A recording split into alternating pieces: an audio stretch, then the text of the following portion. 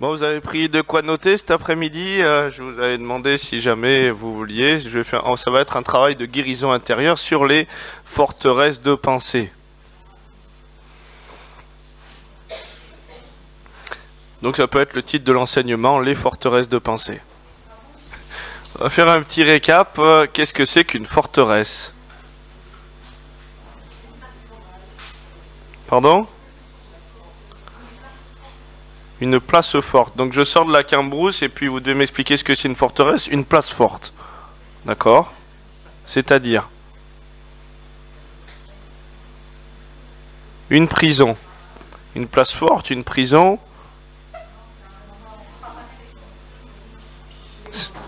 C'est pardon? Comment? Quelque chose de fermé? Infranchissable?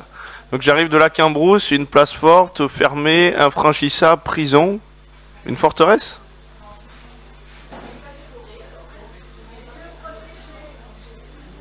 Un lieu protégé. Protégé par des grandes murailles. Ok, donc on tourne autour du pot, il y a des mots qui sont dits, mais simplement si on devait le définir assez simplement.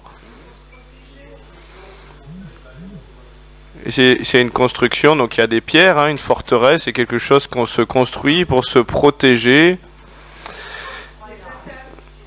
Alors, fausse croyance, là j'ai juste demandé une forteresse pour le moment avant de parler des forteresses de pensée. Mais là c'est juste simplement une forteresse déjà pour définir qu'est-ce que c'est. Donc c'est une construction humaine, quelque chose qui est bâti pour pouvoir se protéger. Vous êtes d'accord avec ça?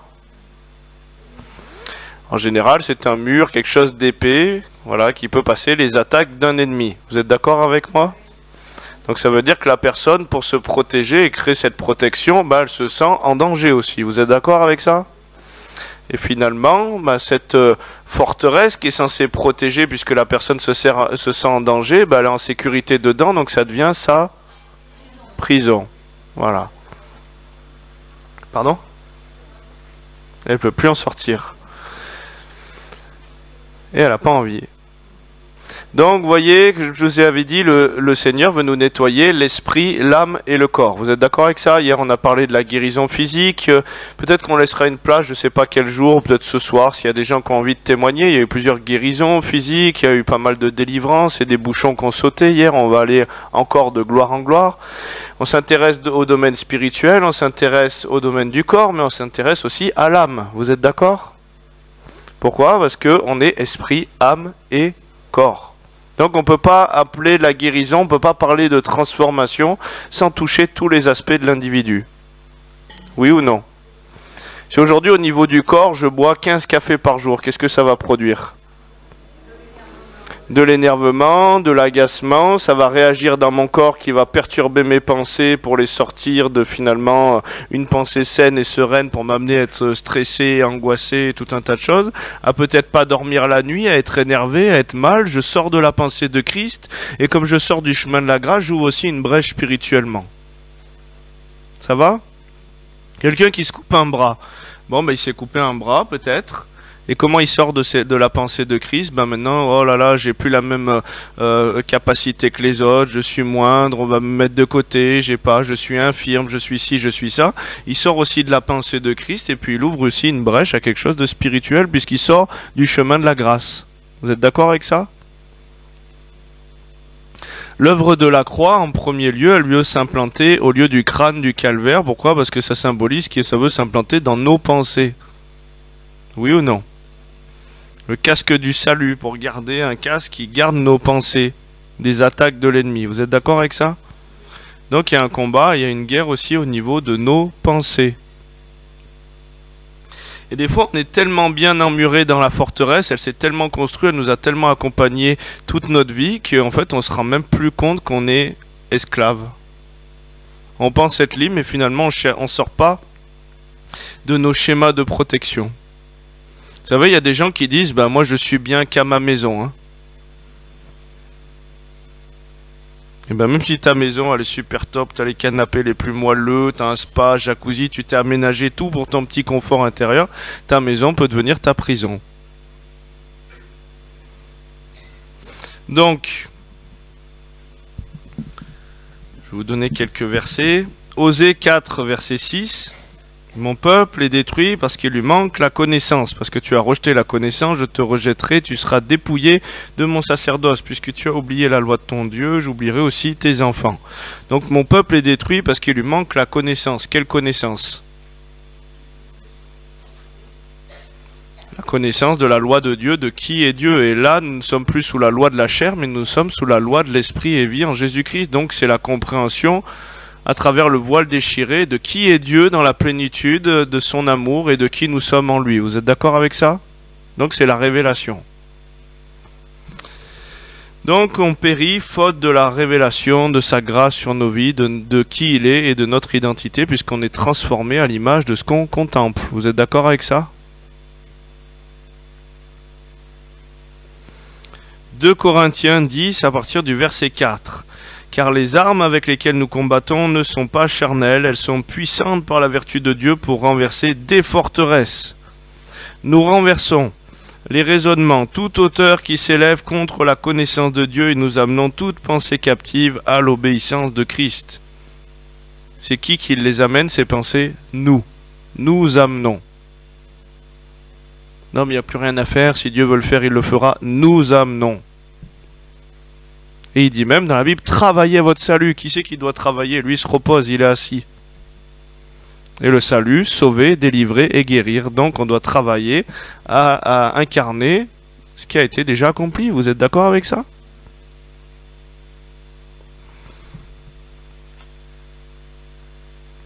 Donc Luc 4, 17, et on lui remit le livre du prophète Ésaïe, l'ayant déroulé, il trouva l'endroit où il était écrit, l'Esprit du Seigneur est sur moi, parce qu'il m'a oint pour annoncer une bonne nouvelle aux pauvres, il m'a envoyé pour guérir ceux qui ont le cœur brisé, pour proclamer aux captifs la délivrance, aux aveugles le recouvrement de la vue, pour envoyer libres les opprimés, pour publier une année de grâce du Seigneur. Donc le Seigneur, il nous a envoyés pour libérer les captifs. Vous êtes d'accord ? Pour annoncer cette bonne nouvelle. Bon, je vais vous raconter des témoignages. Faites-moi penser à vous donner le témoignage de Tina après, si j'y pense pas, parce que des fois j'ai plusieurs... Donc, la Bible, elle nous dit qu'on doit renverser des forteresses et des raisonnements qui s'élèvent contre la connaissance de Dieu. En Christ, nous avons le dévoilement de qui est le Père et de qui nous sommes en lui. Vous êtes d'accord avec ça?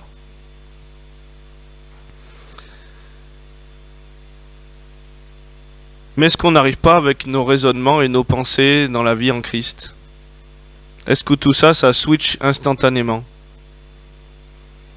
Vous savez, moi je suis arrivé au Seigneur et puis, oh Seigneur, merci, c'est par grâce que tu m'as sauvé, tu aimes tout le monde, tu as tant aimé tout le monde, nanani nanana, mais j'avais mes programmes qui s'étaient implantés. Et je dis, mais tu m'aimes moi, mais tu aimais autant mon ami qui est mort, lui, et pourquoi moi? Et commence inconsciemment à se mettre en place nos programmes que nous a façonné le potier de la chair pour nous amener à penser d'une telle ou telle manière sur la vie, sur le Dieu de la vie, quoi. Et tout ça, ça a besoin d'être amené à la transformation. Ouais, mais alors, si tu m'aimes et que tu es un Dieu d'amour et que tu es un Dieu juste, pourquoi tu m'as choisi moi et pas lui? Alors peut-être que tu es un Dieu finalement qui joue au dé et toi tu dis voilà, ploum ploum, allez toi tu vis, toi tu meurs, toi tu meurs, toi tu vis.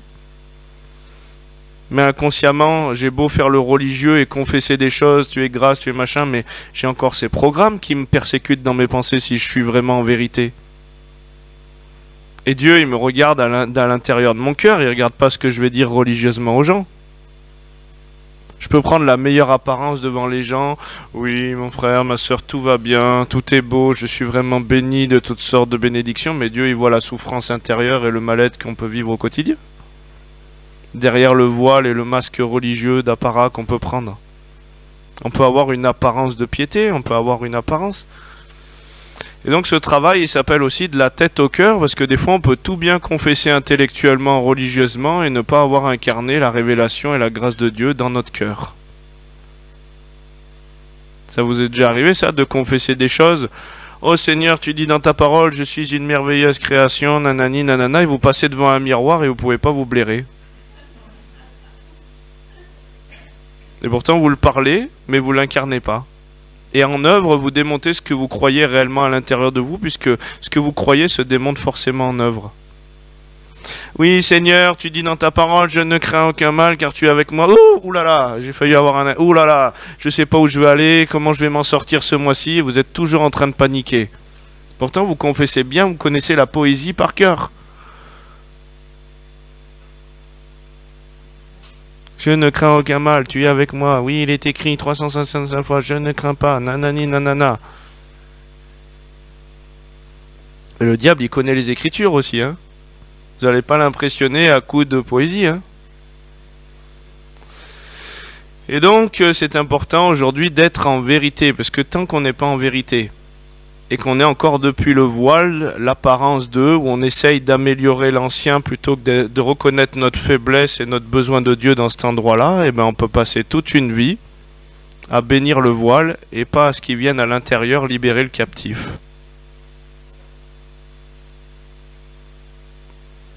Donc Dieu ne veut pas bénir ta forteresse, il veut venir te chercher pour t'en libérer.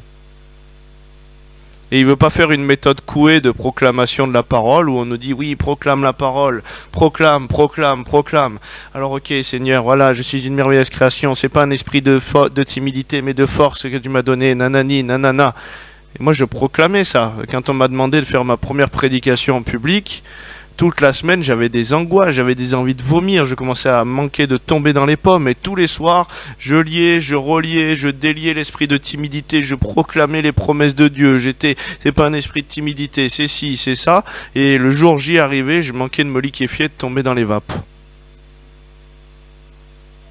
Mais parce que je peux confesser comme la méthode Coué, et la méthode Coué, elle va tomber sur la forteresse. Et elle va pas passer l'arrière, parce que Dieu, d'abord, il veut qu'on connaisse la vérité sur cette construction pour pouvoir la détruire, pour pouvoir ensuite bâtir. Le mandat du prophète Jérémie, c'était quoi? Abattre, défricher, arracher, pour ensuite rebâtir, replanter, reconstruire. Tu peux pas bâtir si tu n'as pas arraché quelque chose. Tu ne peux pas construire si le terrain n'a pas été aplani. Donc si la forteresse n'est pas tombée, tu vas bénir la forteresse. Dieu il veut pas poser un meuble sous le tapis où il y a de la poussière, il veut nettoyer la poussière. Vous êtes d'accord avec ça? Et des fois, on est simplement en train de bâtir sur des blessures et on essaye d'améliorer, de faire tenir tout l'édifice sur ce truc qui a été bancal au fondement. Et plus on avance et plus on le voit dans les ministères, par exemple, des gens qui n'arrivent pas à gérer la pression, le regard des autres parce qu'ils n'ont pas traité les forteresses, plus ils avancent dans la visibilité ou dans des choses, c'est pour ça que ça donne des ministères qui après pètent un câble ou deviennent délirants, alors qu'il y a un réel appel sur leur vie parce qu'il y a des choses qui n'ont pas sauté et la pression va révéler les fuites, quoi. C'est un peu l'évangile du plombier, dédicace à Patrice. Comment tu sais qu'il y a une fuite dans un tuyau? Bah, tu mets la pression et la pression révèle les fuites. Et donc si cette pression ne va pas travailler ton intérieur, au bout d'un moment ça va exploser. Donc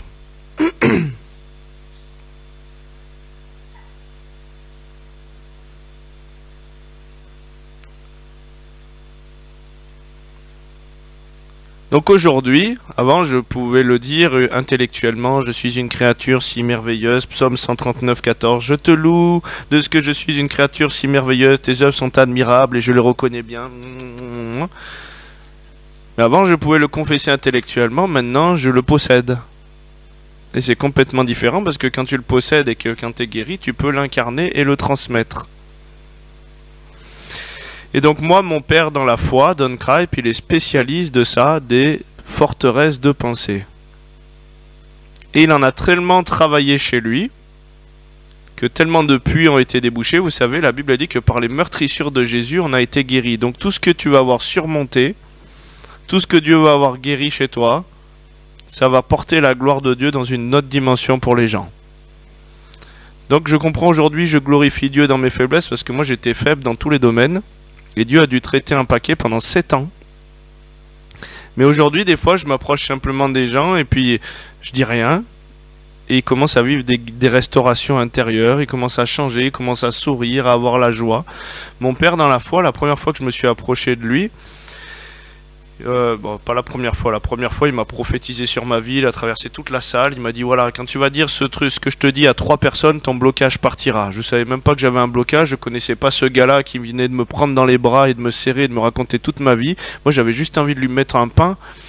Et après, il m'a lâché, il m'a dit, voilà, tu vas dire ce que je te dis à 3 personnes, ton blocage partira. Dans la foulée, j'ai fait des groupes de maison et Dieu m'a dit, tu dis ça à telle personne, tu dis ça à telle personne, tu dis ça à telle personne. Tout le monde partait en pleurs, était guéri, je leur racontais ma vie, mais c'était la leur aussi. Et la 3e personne à qui j'ai dit ça, le lendemain, je suis en patrouille de police et je suis en train de me liquéfier sur le siège tout blanc. Mon collègue qui heureusement vient de donner sa vie au Seigneur me dit, qu'est-ce qu'il y a? Je t'amène aux urgences, t'as l'air vraiment pas bien. Je dis non, là il se passe un truc de spirituel, je peux pas expliquer. J'étais en train de couler sur le siège en habit de policier en plein centre-ville de la ville où tout le monde nous connaissait. J'étais là comme ça, j'ai ouvert la porte, j'ai posé un pâté, il est sorti comme une méduse. Un truc, il m'a dit, oh, j'ai jamais vu quelqu'un vomir un truc comme ça. Je dis, bah, moi non plus. Et après, je me suis dit, qu'est-ce qu'il a touché comme réalité, ce gars? Il faut que je le rencontre, quoi. Et quand je suis allé le voir, il passait à l'Oasis à côté de Valence. Et puis, il me dit, viens, je dois m'occuper de quelques jeunes là-bas et tout. Puis, si tu veux, je te prends entre 2 rendez-vous. On fera connaissance. Et là, j'arrive, je tape, il est en rendez-vous, et là, je vois le jeune dont il s'occupait sortir avec la tête comme ça, les larmes aux yeux et tout. Je dis, waouh, qu'est-ce qu'il lui a fait? Et simplement, je rentre dans la pièce, et il s'assoit en face de moi, et il est américain, hein, donc d'origine, il a le petit accent anglais. Il me dit, hey, jeune homme, je suis content de te voir. Et là, je m'assois en face de lui, et il me regarde dans les yeux comme ça. Moi, je le regarde dans les yeux, il a les yeux bleus, il ressemblait à Martin Luther King ou à un lutin à l'époque avec sa barbe et tout ça. Et il a une tête marrante, et puis je lui dis, ah, jeune homme. Et il me regarde comme ça. Et là, d'un coup, je sais pas, j'ai la tête qui commence à tomber, l'onction qui me touche, et je me mets à pleurer. Il disait rien. Mais comme il était guéri, les fleuves d'eau vive pouvaient couler plus librement de lui et m'amener la restauration dont j'avais besoin. Et après, il a vu mon appel, il m'a pris sous son aile, et je suis passé à la case guérison intérieure pendant 3 ans et demi à ses côtés. Après, il m'a emmené en mission, voilà. Mais tout ça pour dire que sans ce travail de guérison intérieure, j'en serais pas là où je suis aujourd'hui. Et il y a beaucoup de ministères qui sont sortis après ce travail et qui ont pu réellement rentrer dans les promesses de Dieu, où les puits ont été assez débouchés pour commencer à vivre la gloire de Dieu.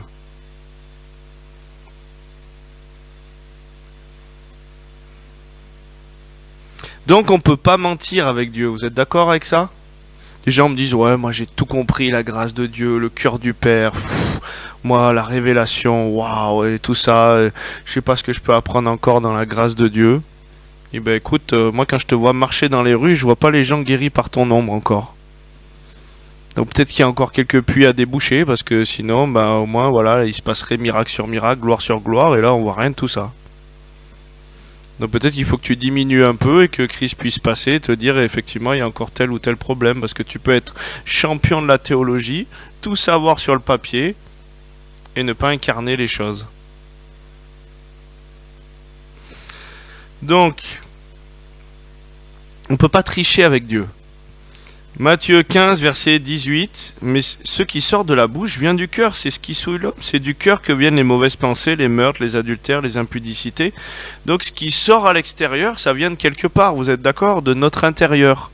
Puisque le cœur, le myocardia, c'est le centre de la vie spirituelle, c'est le centre de notre intérieur. Et ce qui est dans notre intérieur, ben, ça va sortir à l'extérieur. Vous êtes d'accord avec ça? La Bible, elle dit...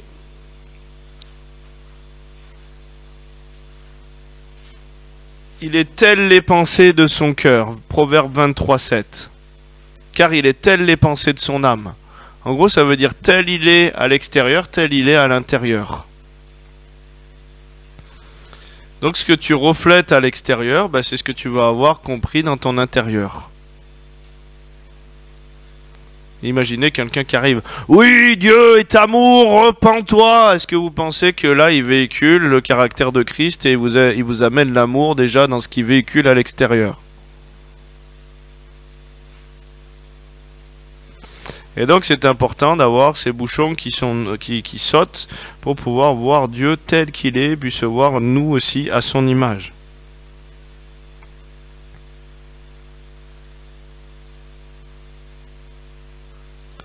Romains 8, 29, ceux qu'il a connus d'avance, il les a aussi prédestinés à être semblables à l'image de son Fils.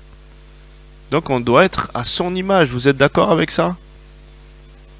Parfait dans la révélation de l'amour du Père. Tu es mon Fils, ma fille bien-aimée, en qui j'ai mis tout mon amour.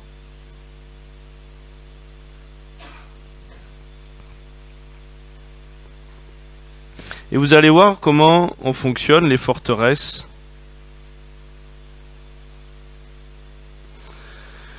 Donc moi je confessais que c'était par grâce que j'étais sauvé au moyen de la foi. On le connaît tout ça, vous savez le dire par cœur, vous pouvez le réciter. Je peux même l'apprendre à un enfant de 3 ans, il peut me redire les bons mots mais il a peut-être rien compris.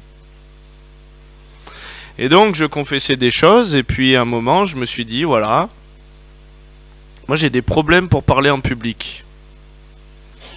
Et donc, je disais, Seigneur, voilà, tu m'appelles à parler, mais je n'y arrive pas, je panique, je sais pas ce qu'il y a, c'est plus fort que moi, et pourtant je lutte, parce que j'ai compris que c'était pas un esprit de timidité, mais de force.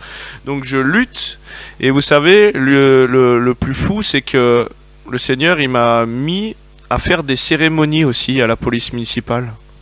Moi qui ne supporte pas de parler en public. Et donc je devais faire des cérémonies, vous savez, plusieurs fois dans l'année, on a des célébrations, des cérémonies, il y a tous les maires du coin, les préfets qui viennent, on est en habit, en plein été, il fait 40 degrés avec le costume. Et mon chef de service qui était un magouilleur ne m'avait pas formé à rien du tout. Il devait m'apprendre les pas, les placer, les machins, donc déjà j'avais le stress, je connaissais rien, j'étais pas ci, j'étais pas ça. Et si je n'avais pas traité les forteresses de pensée, je pense que je serais mort sur le moment. Tellement de panique. Je manquais de tomber dans les vapes. Et avec mon père dans la foi, il m'a dit, bah écoute, tel il a pensé dans son âme, tel il est. Donc c'est-à-dire que tel tu vas penser à l'extérieur, tel tu vas être dans ton intérieur. Aujourd'hui, quand vous allez, par exemple, les psychologues ou les psychiatres, ils ont compris ce principe. Vous savez, vous avez déjà entendu l'histoire de la tâche, on vous montre une tâche. On vous ouvre un livre, on vous dit voilà, il y a une tâche, qu'est-ce que vous voyez? Et vous vous dites voilà, moi je vois un crapaud. Et donc à travers ce que vous dites, le psychologue ou quoi, il analyse votre personnalité. Il dit voilà, lui il voit un crapaud, donc il est plutôt là, là, là, et il y a peut-être tel trouble ou tel truc. Moi je vois une chauve-souris, ah bon, une chauve-souris, créature de nuit, la nuit, l'obscurité, le noir, nanana, nanana. Voilà, et ils vous font une analyse à partir de ce que vous reflétez à l'extérieur. Mais ils trouvent des trucs très précis. Ils arrivent à dire aux personnes, vous avez été abusé, vous il y a eu ci, vous il y a eu ça, et c'est dans le mille. Parce que l'extérieur reflète notre intérieur. Ça va? Tel il a pensé dans son âme, tel il est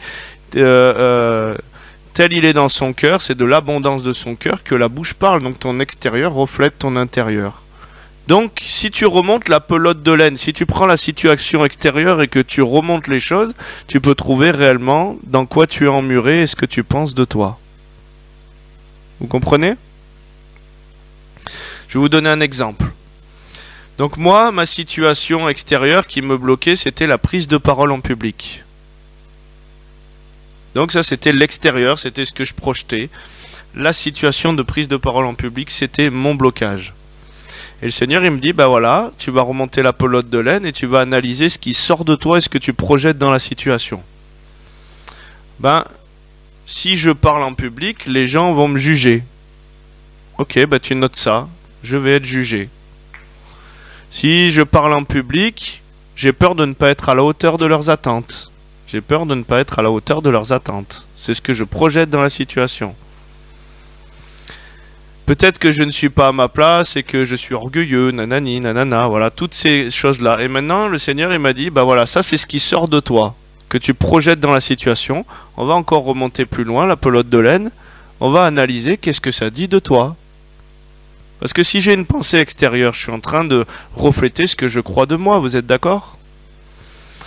Donc si on va me juger en général, et que j'ai peur d'être jugé, ça veut dire que j'ai peur d'être vu comment? Quelqu'un qu'on juge et qui a peur de se présenter au jugement, c'est qu'il pense être quoi?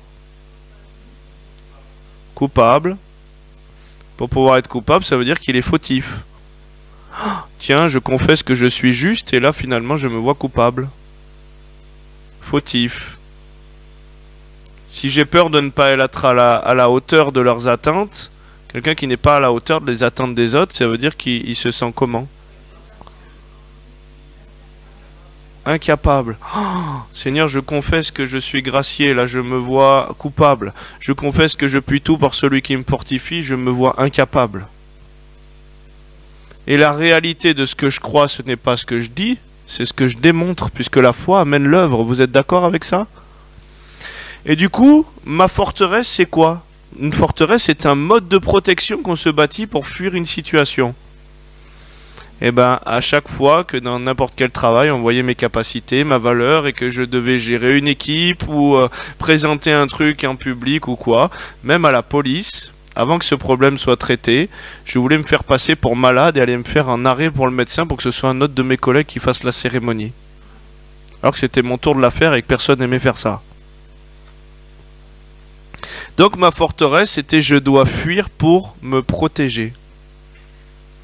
Et dans toutes les situations, travail, choses comme ça, ben je réussissais à fuir, à me mettre en maladie, à me faire passer pour quelqu'un que j'étais pas, pour leur dire voilà, regardez, vous pouvez pas miser sur moi. Et j'étais dans ma protection, c'était ma capacité à moi qui me protégeait. Ça va? Vous comprenez un petit peu le fonctionnement des forteresses?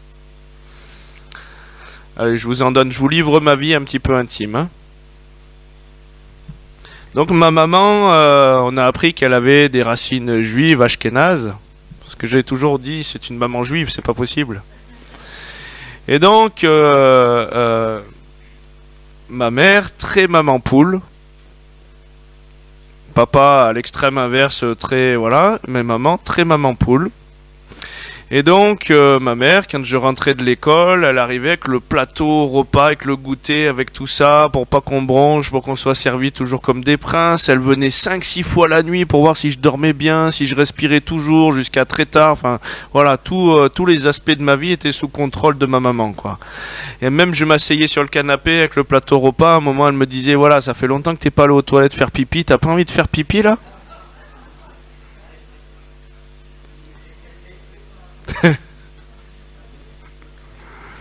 Des fois, j'avais envie de faire pipi, effectivement. Quel discernement.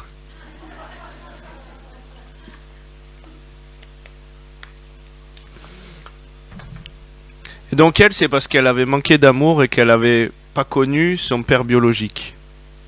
Et donc elle essayait d'amener ce qu'elle n'avait pas eu, mais c'était encore une construction pour combler quelque chose. Vous voyez comme ça part d'une blessure, d'un blocage, comment on le démultiplie. Et donc, moi, si vous voulez, mon premier rapport à une femme, à l'amour d'une femme, c'était l'amour de ma mère. Vous êtes d'accord avec ça? Et donc, j'ai grandi avec la pensée que finalement, pour ma mère, comme je voulais pas lui faire de mal, ben, je devais m'oublier. Je devais être un petit peu sa chose ou sa marionnette parce que j'avais pas envie de lui faire du mal. Et donc, inconsciemment, quand j'ai été à l'adolescence, avec des relations avec des femmes, et ben, dès que ça devenait un peu sérieux dans la relation, soit je fuyais, soit c'est pareil, je me faisais passer pour quelqu'un que j'étais pas quand j'aimais bien et que je voulais pas blesser la personne pour que ce soit elle qui arrête la relation pour pas la blesser. Mais c'était une fuite. Et même des fois, après un rapport sexuel, j'arrivais à partir pendant la nuit et je comprenais pas pourquoi je faisais ça. Et en fait, mon premier rapport à l'amour d'une femme et l'engagement avec une femme, en fait, c'était quelque chose qui était étouffant pour moi. L'amour d'une femme fait autant de mal que de bien. L'amour étouffe. Et donc je fuyais l'engagement amoureux pour ne pas être privé de ma liberté. Vous imaginez la construction et comment ça peut façonner toute une vie et comment ça m'impactait dans le plan spirituel. Eh ben, on est l'épouse de Christ. Et donc on est toujours esprit, âme et corps. Vous êtes d'accord avec ça? Eh ben, même l'amour de Christ, de l'époux, l'épouse et l'engagement, je lui avais dit ok parce que je savais qu'il était le chemin, la vérité et la vie. Mais quand je devais m'abandonner, vous savez, dans une relation intime, puisque la vie c'est de le connaître, et c'est le même mot, c'est un idiome juif pour parler d'une relation sexuelle. On doit s'abandonner dans une relation intime aussi pour pouvoir vivre tout ce qu'on a à vivre et pas contrôler ou pas garder et être dans l'abandon à l'autre. Vous êtes d'accord avec ça? Et donc, eh ben, quand l'onction devenait forte, un moment où je devais perdre un peu le contrôle sur moi-même, ma liberté, toutes ces choses-là, hop, je raisonnais, je sortais de l'onction pour ne pas m'abandonner. Et donc j'étais toujours en contrôle des choses. Et je laissais jamais vraiment Dieu passer. Et puis à un moment, quand ce bouchon sur l'amour, sur la peur de l'engagement a sauté, où j'ai pu me rendre vulnérable, rencontrer mon ex-femme qui est décédée, avec qui j'étais en mission, qui était prophétesse, j'ai pu me marier. Et j'ai pu aussi rencontrer l'amour de Dieu et le laisser passer complètement. Et alors je vous raconte ce qui s'est passé, c'est que quand les puits se sont débouchés, moi je travaillais à la police municipale. Et donc je sentais une onction qui passait, qui coulait, qui jaillissait à l'extérieur, qui me pénétrait dans tous les membres, dans toutes les cellules de mon corps. Et je faisais passer des fois à 4 heures les enfants au passage piéton et tout ça. Donc j'étais là et puis je manquais de me casser la figure. J'étais déglingué dans l'onction, complètement ivre de sa présence. J'allais dans le bureau prendre des mains courantes. J'étais là en train de regarder les personnes. Je notais les trucs et les personnes en face de moi, quand ils restaient trop longtemps, ils se mettaient à sauter. Les gens qui avaient des esprits, les yeux bougeaient comme ça. Et moi j'étais complètement coulé dans l'onction, et à des moments je disais oh, mais ça va pas, de jour en jour ça s'accentuait, je devenais de plus en plus mal, et je devais couper le téléphone de patrouille pour pas qu'on m'appelle, je l'ai renvoyé à la gendarmerie, moi je faisais pas mon boulot, j'allais me planquer dans la nature avec la voiture de patrouille, je dis pourvu qu'on me dérange pas, pourvu qu'on me dérange pas. J'étais complètement, je marchais dans les rues en habit de policier, il y a une mamie qui me tombe en repentance devant, qui me dit mais je suis chrétienne mais pas une bonne chrétienne, je suis catholique, je comprends pas comment on fait. Je dis mais qu'est-ce qui arrive? Et donc je la prends dans les bras à la fin, je lui prêche l'évangile et une semaine après elle décède. Elle a donné sa vie à Dieu. Je dis mais il se passe que des trucs de fou. Mais je suis de plus en plus mal. Moi j'arrivais plus, j'étais terrassé par l'onction. Et donc je vais voir le médecin parce que je me dis peut-être j'ai quelque chose de grave en fait, hein, et je me rends pas compte et je veux pas être perché non plus, trop perché. Je lui dis écoutez ça va pas là, je me sens vidé complètement. Il me dit ah peut-être c'est le surmenage, le boulot que vous faites, la tension, tout ça. Allez je vous mets une semaine d'arrêt. Je dis bon ben merci Seigneur. Et ça s'est accentué dans cette semaine d'arrêt, c'est-à-dire que j'étais sur le canapé comme ça en train de regarder le plafond toute la journée, et à des moments j'avais envie de faire pipi, il n'y avait pas ma mère qui me disait t'as envie de faire pipi, non mais j'avais envie de faire pipi, et j'étais là, et puis je regardais le plafond, et puis ça me prenait 4 heures pour me hisser jusqu'aux toilettes et pour pouvoir arriver à faire pipi, tellement que j'étais déglingué dans l'onction quoi. Il y a un bouchon qui a sauté, et il y a une gloire qui a pu jaillir nouvelle, et la révélation du cœur du Père, j'aimais les gens, un amour qui coulait, des choses nouvelles. Mais ces forteresses de pensée, c'était un bouchon qui empêchait la grâce de Dieu de passer.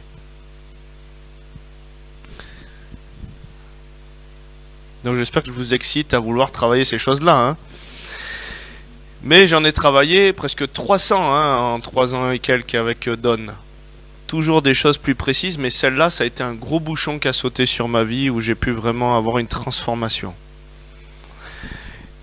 Il y a des forteresses où je suis tombé dans mon identité, où je me voyais minable, où je me voyais faible, puisque moi j'avais été cassé avec les drogues, les addictions, je pensais que j'étais un déchet qui avait rien de bon à amener à cette société. Et bien du jour au lendemain où j'ai travaillé les forteresses, où je m'étais rendu invisible pour me protéger, parce que je voulais pas qu'on me voie dans mes addictions, les gens ne me voyaient pas.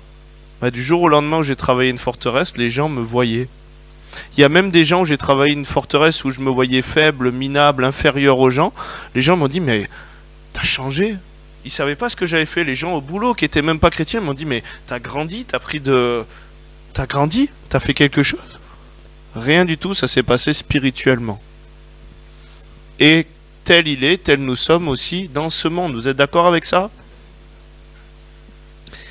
Et donc c'est important de voir aujourd'hui, de comprendre ce principe-là. Pourquoi ? Parce que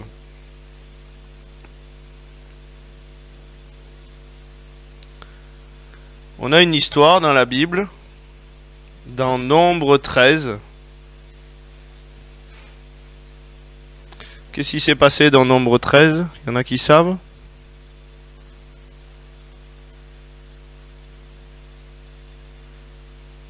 Il y a des personnes qui sont allées au devant pour pouvoir espionner, pour pouvoir faire un rapport de quoi?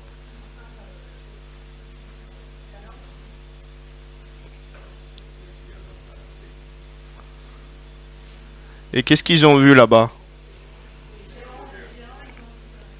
Nous y avons vu là, au verset 33, les géants, enfants d'Anak, de la race des géants. Et là, c'est très intéressant, le comment c'est amené. Nous étions à nos yeux et à leurs yeux comme des sauterelles.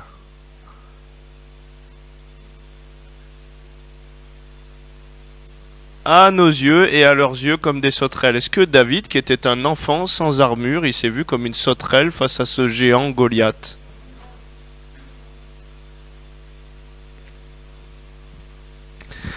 Donc, tel on croit, en fait, tel on va refléter, tel on va attirer à l'extérieur comme un autel de communion.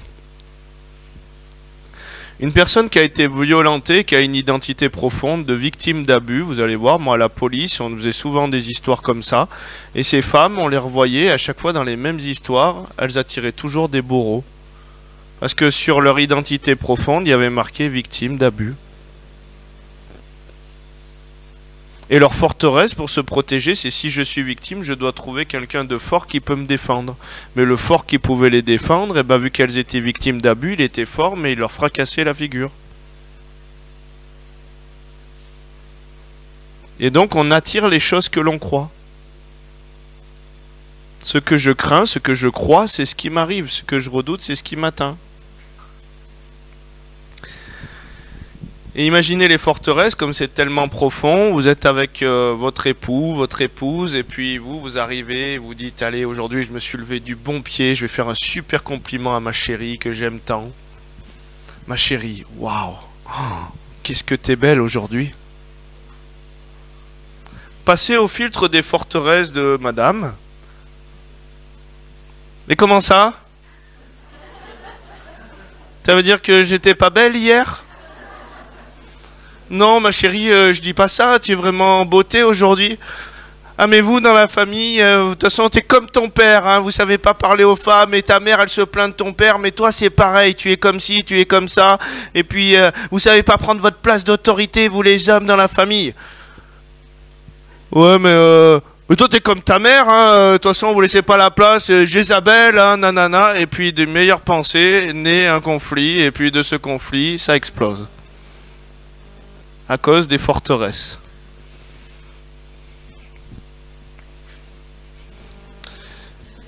Voilà, je sais pas si je vais me mettre au théâtre, mais c'est pas mal. Bon. Change de. Alors, alors merci Seigneur que ça n'a pas été enregistré. Donc.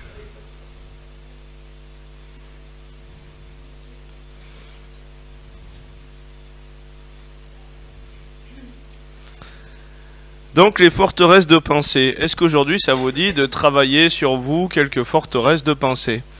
Est-ce que en même temps que je vais donner des petits 1, petits 2, on peut les écrire et les afficher à l'écran, comme ça on travaille corporativement ensemble et vous pouvez noter ou même prendre en photo. Ça vous va? Hein? Si c'est possible, ouais. Ça va? J'irai doucement, hein, puis on va dire les mots, voilà. Donc rappelez-vous d'une situation en psychologie ou en psychiatrie quand on parle de la tâche et on vous dit alors qu'est-ce que vous voyez dans cette situation? Ça parle pas de la tâche, ça parle de vous. Donc on va prendre comme situation, comme tâche par exemple, le fils prodigue. L'histoire du fils prodigue, on a tous été le fils ou la fille prodigue, oui ou non? Et pour ceux qui n'ont pas été le fils ou la fille prodigue, on va prendre encore une autre situation. Le fils qui est resté dans la maison du père et qui jalouse les bénédictions de l'autre et qui n'avait rien compris. Et qui est frustré de tout faire bien et qui finalement n'accède pas. Ces deux situations, j'imagine, elles parlent à tout le monde, vous êtes d'accord? Donc on va travailler ces deux aspects parce que ces deux aspects sont importants pour révéler le cœur du père. Non, mais j'ai pas encore demandé de noter, hein. Je vais te dire ce qu'il faut noter, ouais. Ouais, j'irai moins vite, hein, t'inquiète pas. Parce que...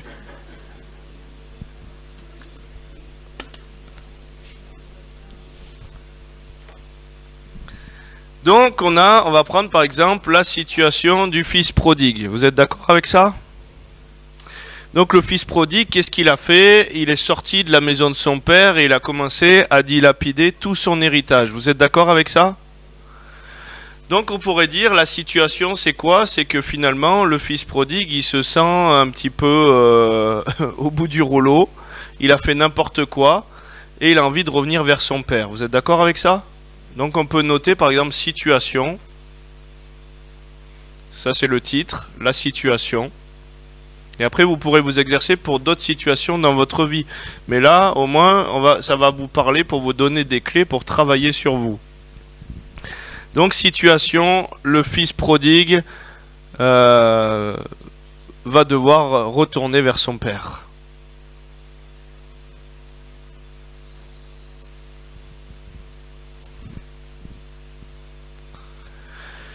Ça c'est la base de la situation et comme je vous disais maintenant, le petit 1, c'est ce que je pense. Donc c'est qu'est-ce que je projette dans la situation si je me mets à la place du fils prodigue. Ce que je pense, petit 1, ce que je pense. Et là, c'est toutes les pensées que je vais développer si je me projette dans la situation. Alors, comment vous vous sentiriez-vous si vous aviez fait n'importe quoi et que vous vous dites, maintenant, il faudrait que je retourne vers mon père, au moins, il y avait à manger. Vous vous dites quoi alors de vous-même?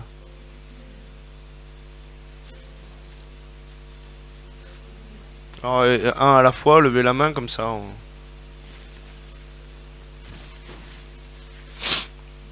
Qu'est-ce que vous vous dites?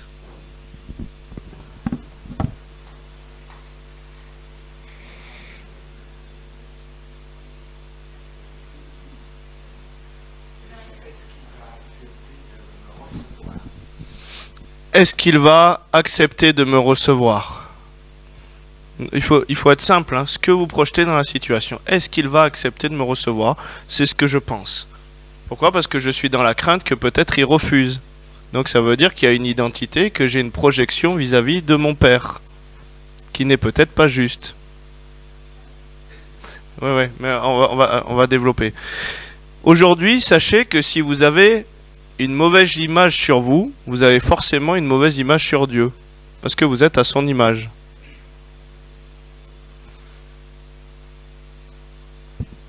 Donc, est-ce qu'il va accepter de me recevoir? Il va peut-être me crier dessus. Donc il va peut-être m'engueuler ou me crier dessus. Ça, on peut le mettre encore dans ce que je pense. On peut faire des sous-catégories. Le premier, c'est est-ce qu'il va m'accepter? Le deuxième, c'est je vais me faire engueuler. Ensuite, est-ce qu'il y a d'autres personnes? Si vous projetez dans la situation, qu'est-ce que vous diriez?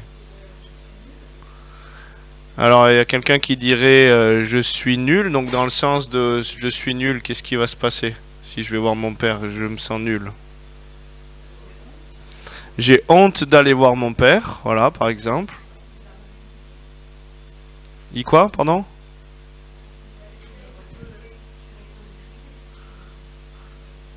Voilà, donc c'est pour ça que j'ai honte. Peut-être que mon père va me mépriser, que je ne serai pas son fils ou pas son enfant, donc j'ai honte de revenir vers lui. Voilà. Il va me rejeter. Il va me rejeter. Ensuite. Alors, bon, m'engueuler, ça rejoint me battre ou m'enguirlander. Voilà, on va englober tout ça dedans. Oui. Il va me demander de lui obéir. Ok. Quoi? Voilà, donc c'est comme ça rejoint un petit peu s'il ne m'accepte pas, quoi. Pardon? Il va me faire des reproches, il va me critiquer, il va me juger en gros, quoi. Pardon? Il va me prendre comme esclave.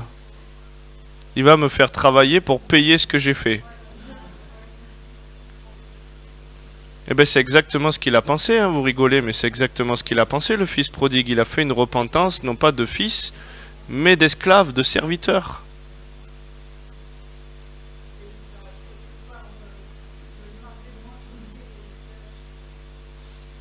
Voilà, donc il va me demander de travailler pour payer ma dette, c'est un peu ce qu'on a dit, ok. Ouais. Je n'aurai plus le droit à rien du tout, donc je suis déshérité. Ouais, donc ça rejoint la honte et toutes ces choses-là. Ok. On va analyser du coup les pensées qui en découlent. Vous êtes d'accord avec ça?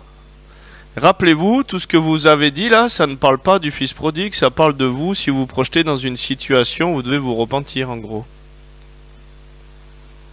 Ça parle pas de la tâche, ça parle de vous. Donc la première phrase que tu as notée dans ce que je pense, c'était quoi? Tu peux me la relire? Ok, donc ça c'est le petit 1, ce que je pense. Le petit 2, c'est les pensées sur mon identité. Donc la question que je me pose, c'est va-t-il m'accepter? Donc si mon père ne m'accepte pas, puisque là je suis en train de me questionner que peut-être il peut pas m'accepter, si je me pose la question est-ce qu'il va m'accepter? S'il ne m'accepte pas, je suis qui ou quoi pour lui?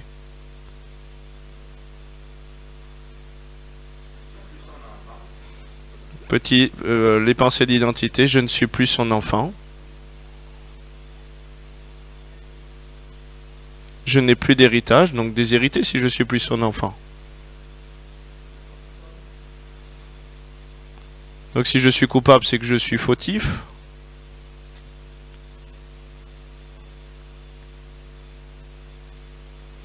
Ensuite, t'as mis quoi en deuxième point dans le 1, dans ce que je pense?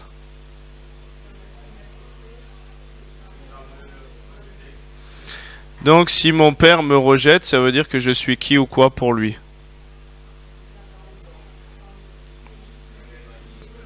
Illégitime.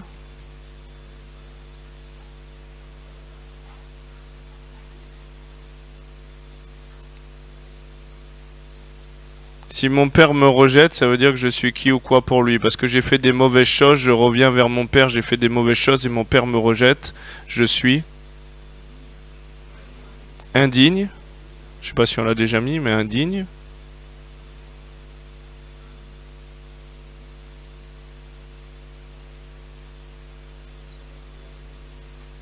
Comment? Donc voilà, je suis plus son fils, on l'a dit, oui. Hein? Je suis la honte de la famille.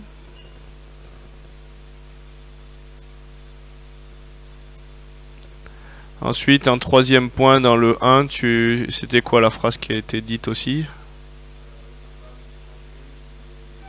Il va me demander de lui obéir. Dans quel sens il va me demander de lui obéir? Dans le sens d'esclave, de serviteur, quoi.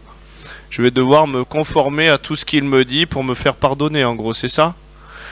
Donc, si mon père attend que je revienne comme un serviteur pour payer ma dette, je suis qui ou quoi pour lui? Un esclave. Et inconsciemment, c'est ce que les gens font quand ils reviennent vers le père. Oh là là, j'ai péché, je vais devoir jeûner plus, je vais devoir lire plus ma Bible, je vais devoir louer un peu plus à la guitare pour pouvoir revenir dans la présence de mon père, payer ma dette.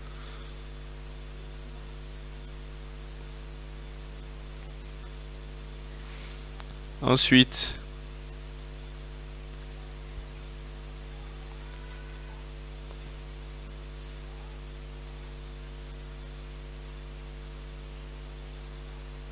en quatrième point, on a mis quoi dans le 1?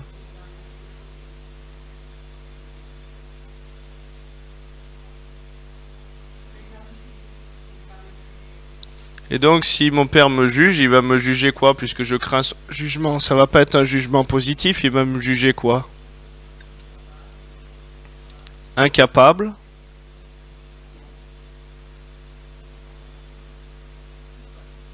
Comment? Voilà, incapable, coupable.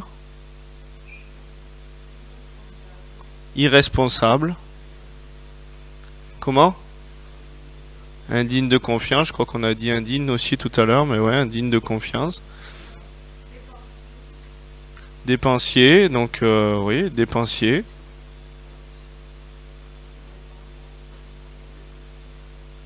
Mauvais gestionnaire, ça rejoint dépensier, mauvais gestionnaire. Donc il pourra pas me faire confiance avec son héritage, quoi. égoïste. Ensuite, en 5e point, on a marqué quoi? Comment? J'ai rien compris. Il est déshérité. Il va me déshériter, c'est ça qu'on a marqué? Donc si mon père, parce que j'ai fait une erreur, me déshérite, je suis qui ou quoi pour lui? Si mon père, parce que je fais une erreur, me déshérite, ça veut dire qu'il m'estime comment? Un enfant qu'on déshérite parce qu'il a fait une erreur, ça veut dire que je le vois bon à rien, bon à jeter. Banni, donc ouais.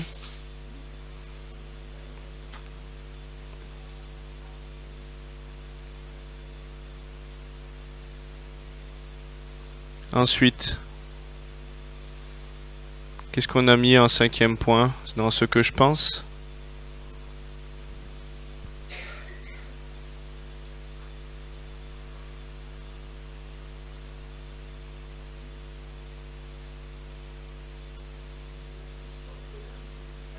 Ouais.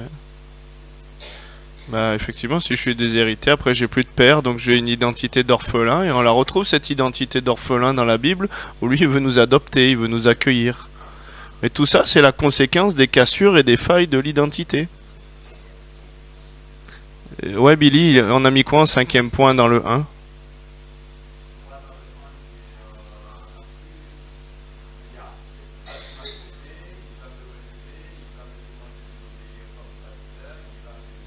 Ok.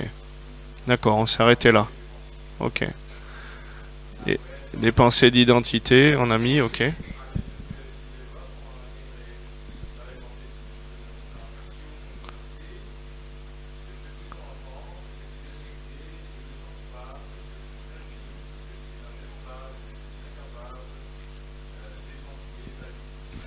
Ok, d'accord.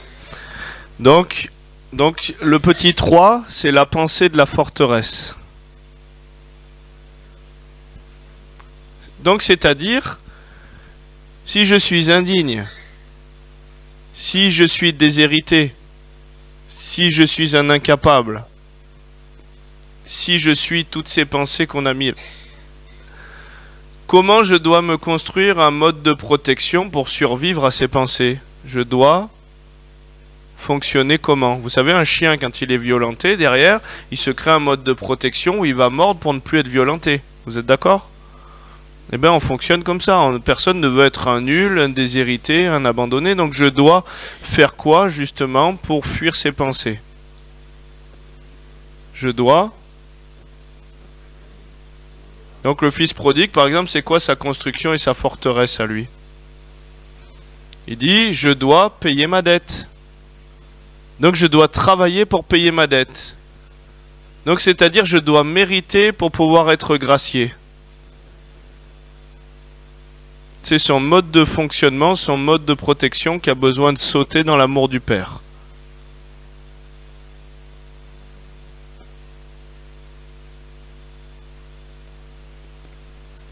Et vous, ce serait quoi votre mode de protection dans ce cas-là où vous avez une identité qui est fausse? Vous feriez quoi pour revenir vers le Père? Vous développeriez quoi comme mode de protection? Ça vous est personnel.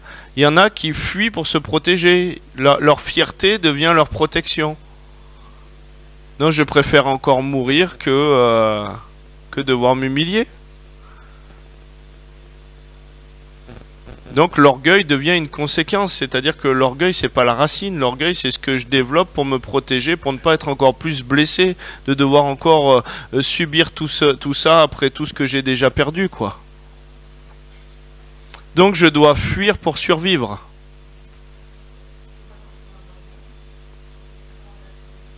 Oui, mais tout ce qui n'est pas de l'obéissance à la parole de Dieu, c'est de l'orgueil. Jésus il s'est humilié en se rendant obéissant jusqu'à la mort. Donc tout ce qui n'est pas dans l'obéissance à la parole de Dieu, en ce qui dit de notre identité, dans le fonctionnement dans lequel il nous attend, ce n'est pas de l'humilité, donc c'est de l'orgueil.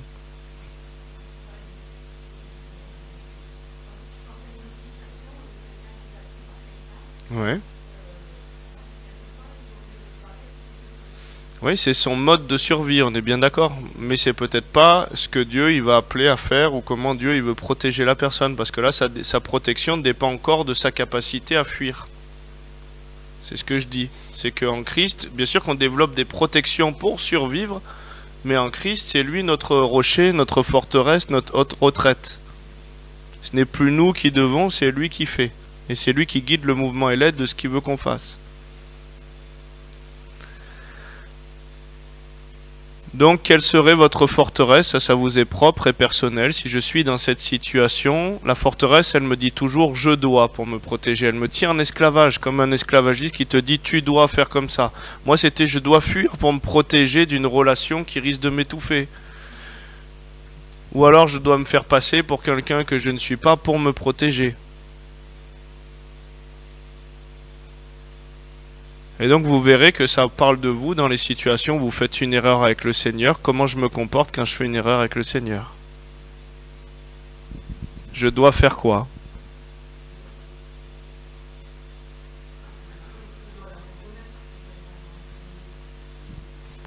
Alors, on va bien analyser ça aussi. Je dois reconnaître cette erreur dans quel but?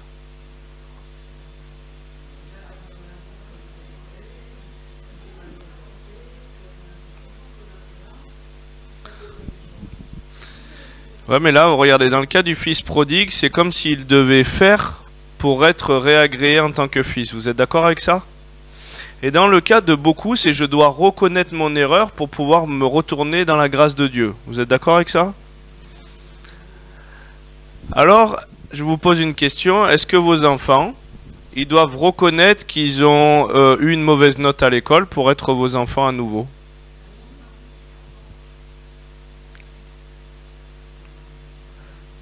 Non, mais c'est parce qu'il y a beaucoup de personnes qui demandent pardon pour être à nouveau dans la grâce, alors qu'ils sont dans la grâce et que la repentance fait que justement ils s'alignent sur plus de bénédictions, mais ils ne sortent jamais de l'identité de fils et de fille.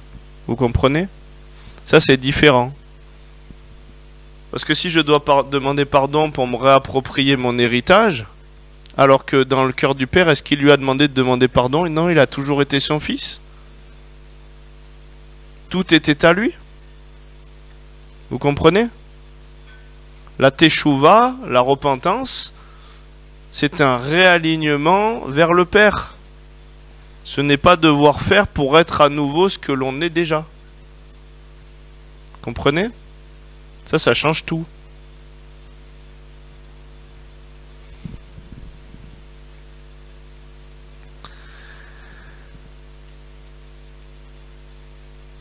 Donc, pardon?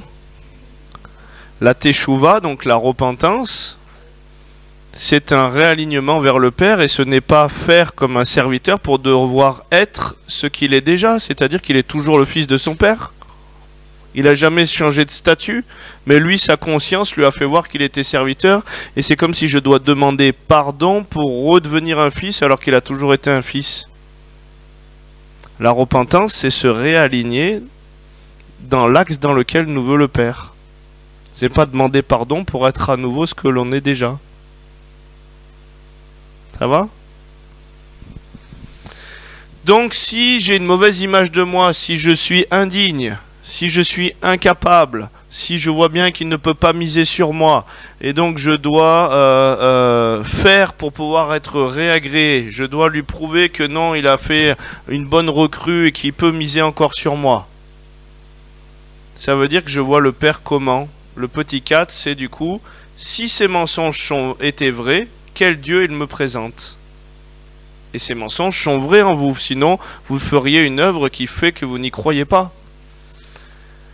Donc si je dois faire pour pouvoir me réaligner et pour pouvoir retrouver mon héritage, ça veut dire que je vois le Père comment?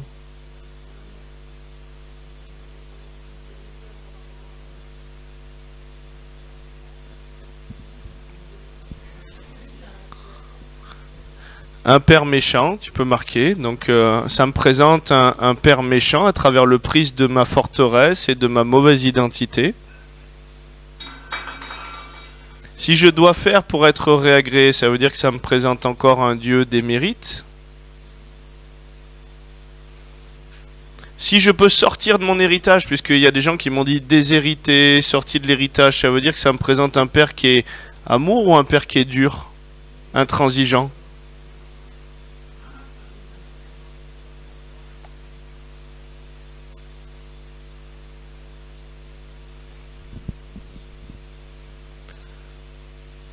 Donc marquez là le faux Dieu que ça vous présente à travers vous si vous vous projetez dans cette situation. La fausse image de Dieu. Pourquoi? Parce que quand on a une fausse image de Dieu, eh ben, quand on va prier Dieu, en fait, c'est pas dire le bon mot Jésus. En grec, tout ce que vous demanderez en mon nom, c'est onoma. Ça veut dire tout ce qui est amené à la pensée quand ce nom est invoqué tant par son rang, son autorité, sa stature et la compréhension de son œuvre. Donc des fois on demande au nom de Jésus, mais derrière notre faux système de croyance où on est emmuré, on croit qu'il est dur, on croit qu'il est intransigeant, on croit qu'on est indigne de pouvoir accéder à lui, puisqu'on a cette identité, comme certains l'ont dit. Et donc si je prie un Dieu pour recevoir et que finalement dans ma pensée profonde je suis indigne de recevoir, est-ce que je vais recevoir? Vous imaginez comme ça bloque?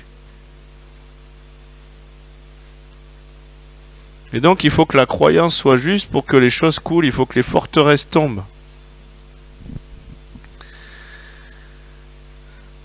Ça va? Donc ensuite, si vous voulez continuer ce travail, le petit 5, c'est les faux bénéfices et les dégâts que ça amène sur ma vie. Pourquoi? Parce que la Bible, elle dit, il a haï l'iniquité, il a aimé la justice. Donc il faut que vous soyez dégoûté de ce mode de fonctionnement, que vous en compreniez tout le vice et tout le dégât qu'il amène sur votre vie. Donc si je dois faire pour être, si je le vois comme un Dieu intransigeant, est-ce que cette vie, elle est facile? Est-ce que je peux être dans la paix? Non, je suis en tension, j'ai du stress, je dois lui plaire, je dois faire ci, je dois faire ça. C'est pas cool l'évangile. Et donc ça m'amène tout un tas de dégâts. Et le faux bénéfice derrière cette forteresse, cette construction où c'est moi qui dois travailler pour pouvoir me réagréer dans ses faveurs, ben c'est je dois faire pour pouvoir être à nouveau accepté. Imaginez votre enfant, votre fils, est-ce qu'il doit faire quelque chose pour être à nouveau votre enfant? Donc c'est un faux bénéfice d'acceptation.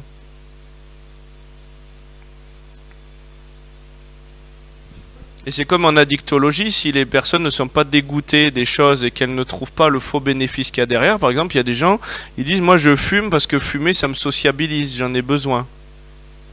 Moi je fume parce que ça me déstresse et ça me détend. » Et quand on arrive à démontrer que non, au contraire, ça active d'autres circuits et ci et ça ne te détend pas vraiment, ben les gens renoncent à le faux mensonge et veulent, ok, dire bah peut-être qu'il y a autre chose, quoi.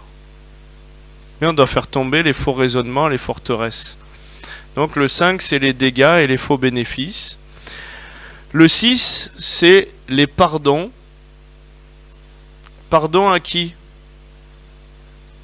Ben, des fois, à tous ceux qui sont censés dans notre vie nous représenter la figure du Père. Et Dieu, il est un Père au cœur de mère. El Shaddai, ça veut dire le Dieu qui nous nourrit à la mamelle.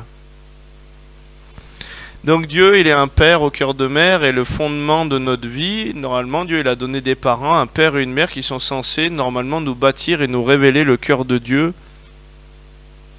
Et quand il y a des fondements qui sont bancals, parce que les fondements ont été aussi cassés dans les générations, ils nous bâtissent avec leurs failles, avec leurs forteresses, ils nous amènent forcément aussi un déséquilibre. Tout le monde est déséquilibré, on est bien d'accord ?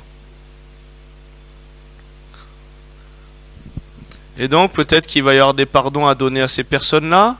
Peut-être qu'il va y avoir des pardons à donner parce qu'une fois que cette identité elle se bâtit sur ma vie, c'est comme un autel. Et l'autel, il va attirer la communion à l'autel. Donc quelqu'un qui se voit indigne, qui se voit nul, toutes les situations de la vie et toutes les personnes et dans le travail vont renforcer sa nullité et son indignité pour l'amener encore plus de destruction. L'ennemi va pas le lâcher là. Et donc peut-être qu'il y a d'autres personnes à pardonner tout au long de votre vie, dans le système scolaire, dans le milieu du sport, dans le milieu du travail, dans le milieu religieux, dans le milieu des amis, qui sont venus et qui ont continué à alimenter cet autel et à pointer cette identité. Et peut-être que la première personne à pardonner, la Bible dit qu'on doit aimer les autres comme... Peut-être que c'est soi-même aussi.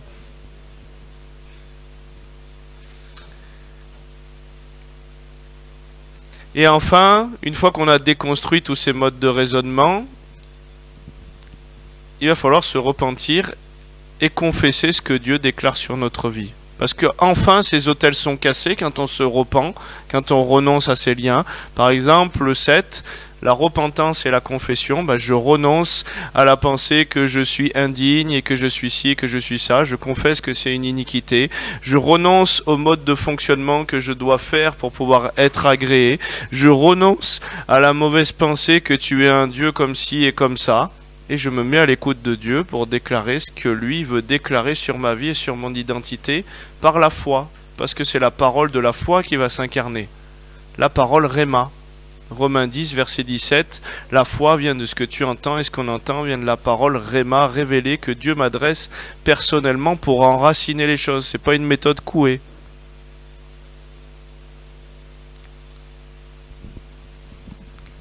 Ça va, vous comprenez un peu le mécanisme? Hein? Oui? Non? On va refaire un exercice avec le fils qui est resté dans la maison du père. Ça va peut-être vous aider à comprendre.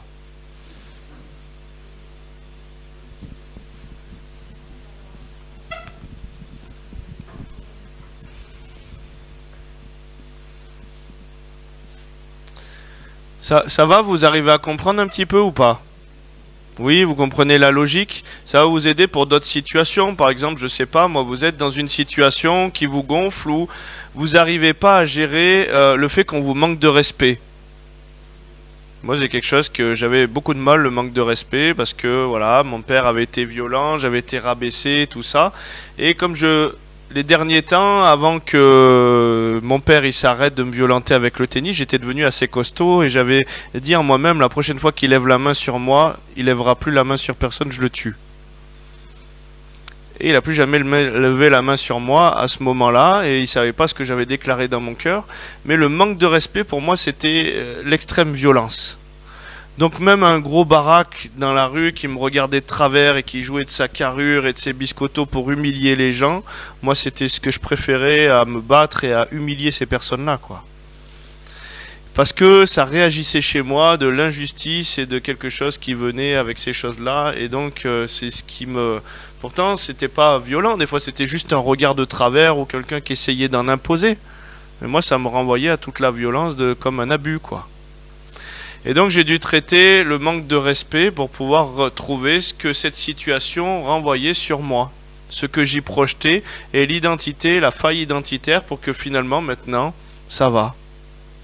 Il n'y a plus de soucis. Mais tant que j'ai pas connu la révélation du problème, de mon identité, de ma faille, comment je peux vivre l'affranchissement?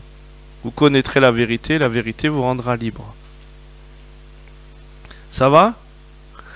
Donc on va prendre l'autre situation, la situation du fils qui est resté dans la maison du père. Et des fois il y en a qui, moi il me voit arriver dans les assemblées, il dit mais Seigneur, comment ça se fait que tu lui as fait grâce comme ça? Lui il faisait n'importe quoi, il était... Alors que moi j'ai tout fait bien depuis ma jeunesse, je suis né dans le milieu et tout ça, et j'ai essayé de tout bien respecter et je ne vis pas ce qu'il vit cette personne-là. Eh bien, on va analyser ce que peut se dire le fils qui est resté dans la maison du père.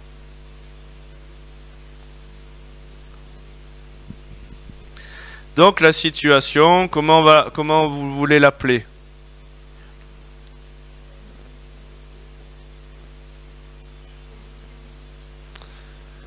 Le fils aîné, le frère du fils prodigue, comment vous voulez l'appeler?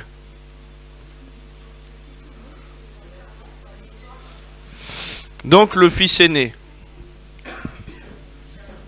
Ou le faillot. Non. Oh, c'est bon, je rigole.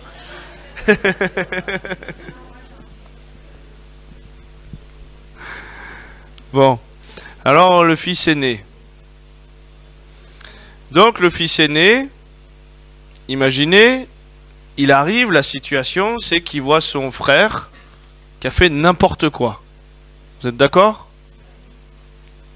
Il arrive, il se pointe et son père, qu'est-ce qu'il fait? Oh, ouais, mon fils qui était perdu, allez, tuons le veau gras, la plus grosse bête, machin et tout. Et lui, il est là, il dit, oh, mais il a jamais fait une aussi belle fête pour moi, je suis resté fidèle, j'ai tout bien fait, j'ai ci, j'ai ça.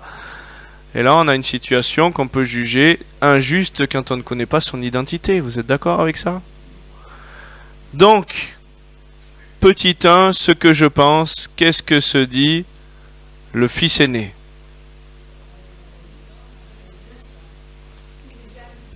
Il dit quoi? C'est injuste que mon père fasse ça pour lui, ou c'est injuste cette situation. Voilà. Alors attendez, hein. C'est injuste cette situation. Ce que je pense, c'est injuste cette situation.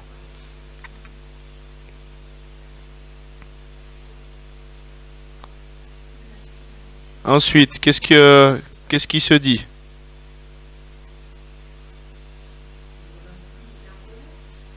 Il est en colère pourquoi?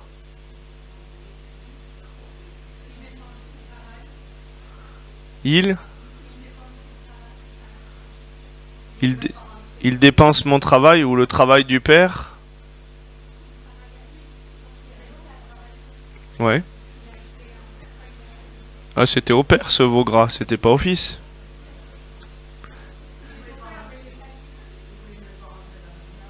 Oui, il voulait pas rentrer dans la maison, mais qu'est-ce qui se dit par rapport à lui? Il a tout bien fait, il se dit quoi? Ah, je ne suis pas reconnu pour ce que je fais.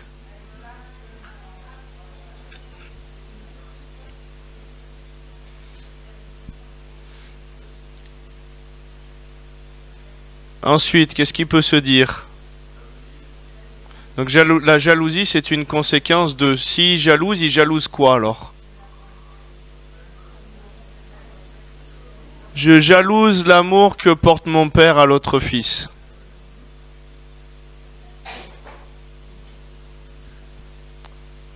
Ensuite, qu'est-ce qui peut se dire? Il juge quoi?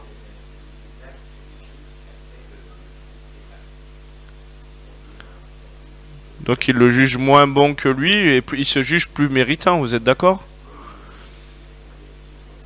Ouais. Donc il se juge plus méritant puisque son frère a fait n'importe quoi.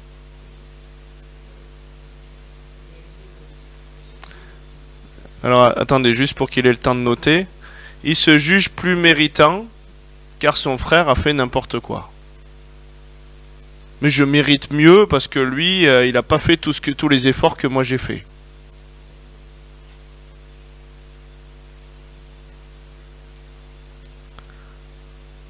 Comment notre père peut le bénir alors qu'il fait il fait honte à la famille, il fait n'importe quoi? Comment il peut le bénir alors qu'il déshonore la famille?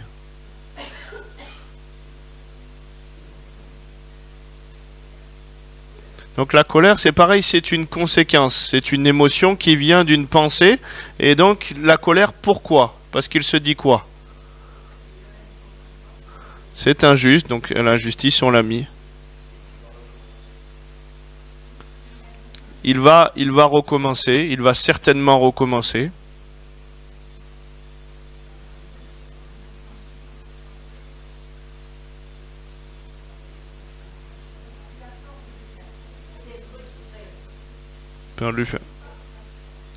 Il est frustré, c'est encore une conséquence, la frustration, la conséquence d'une pensée.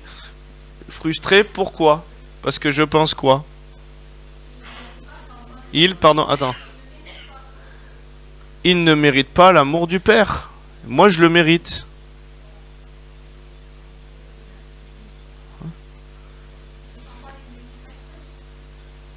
Donc, mon père... Ouais, je crois qu'on l'a mis quelque chose comme ça tout à l'heure, ouais. Ok. Mon père ne m'aime pas, effectivement. Il se compare à l'amour qu'il lui porte et il se dit, mais moi, je fais tout bien, mais en fait, il m'aime pas, quoi. Oui, Billy? Frustré, c'est pareil, c'est ce que je disais. La frustration, c'est une conséquence. Frustré, pourquoi alors? Parce que je ne suis pas reconnu, donc on l'a dit, pour ce que je fais. Ouais. Ok, oui. Donc je crois qu'on a mis quelque chose de similaire, non? On n'a pas dit il gaspille tout et moi je fais tout bien. Voilà. Ouais. Oui, c'est pareil, c'est une conséquence, le reproche, parce qu'il s'estime comment?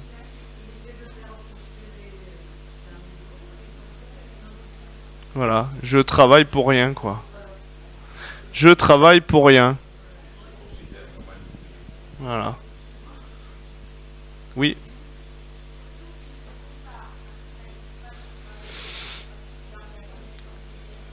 Ouais. Effectivement, mais là, en tout cas, il y en a une. Il se compare. Pourquoi? Parce il se compare à quoi et pourquoi? Donc c'est ce qu'on a dit, c'est que la comparaison lui amène à penser qu'il est mieux parce que lui, il a mieux fait. Donc il mérite plus. Ok, donc on a assez déjà d'éléments pour travailler sur des points d'identité.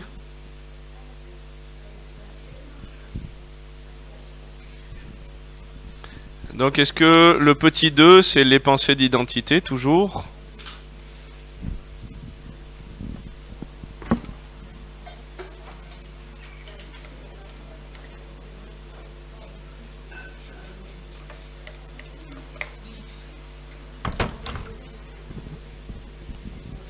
Ah, vous avez pas pensé tout à l'heure à me rappeler de vous dire le témoignage de Tina? Le témoignage... Merci, merci. Ok. Donc, on va garder le petit 2 de côté. Au chaud, je dis juste le témoignage de Tina parce qu'après, j'y pense plus. Donc, vous savez, beaucoup de personnes qu'on a eu en suivi de délivrance, des fois, on voyait qu'il y avait de la délivrance. Tina, il y a son témoignage sur Internet, elle était atteinte de la maladie de Crohn. Et on priait, d'autres pasteurs avant moi avaient prié pour elle, après elle était venue dans notre assemblée, je priais pour elle et on voyait tous un esprit d'infirmité. Ça réagissait, mais il n'y avait rien qui se passait. Et puis, à un moment, le Seigneur, il me dit, mais d'abord, moi, je veux traiter sa faille identitaire parce que là, elle est incapable de recevoir ce qui se passe dans l'onction. Et donc, on a dû traiter quelque chose sur sa vie où, à l'enfance, en fait, elle a été abandonnée par son père. Et du coup, elle a grandi avec une pensée profonde qu'elle était indigne de recevoir l'amour du Père. Donc, qu'est-ce qui se passait quand on priait pour que l'amour du Père vienne détruire la puissance de l'infirmité? Elle avait une pensée contraire en elle qui disait qu'elle était indigne de recevoir l'amour du Père. Et quand cette pensée, ces forteresses ont sauté, on a prié, chassé l'esprit d'infirmité. Il est parti, elle a guéri de la maladie de Crohn. C'est pour ça que je vous dis que c'est esprit, âme et corps. Et qu'on ne peut pas dire c'est tel nœud du lacet qu'on va traiter nous avec notre humanité. Il faut demander comment Dieu il veut passer. Parce que des fois il y a un déséquilibre sur un plan, et c'est ça qui tient l'autre et qui engendre les choses.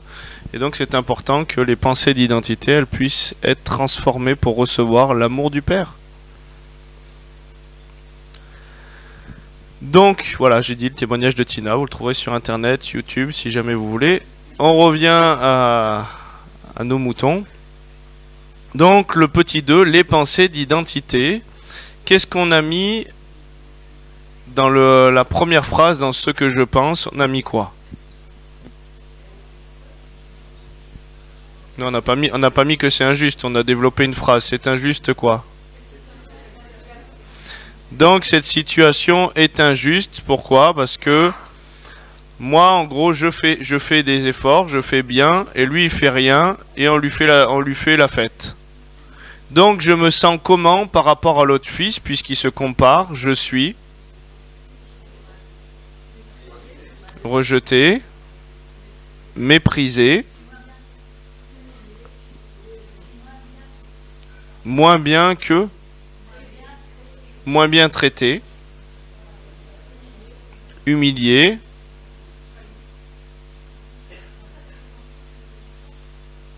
des pensées sur l'identité. Je suis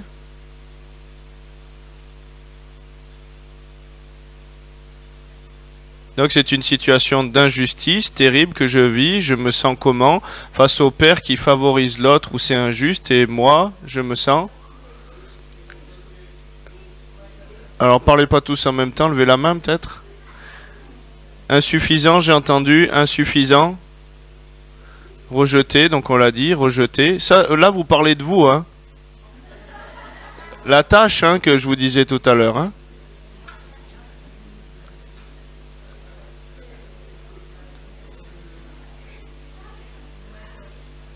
Moins que rien, sans valeur, dévalorisé. Doucement, levez la main. On sent que les forteresses veulent sortir, mais...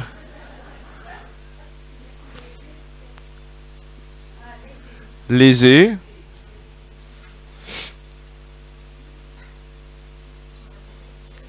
Sans intérêt.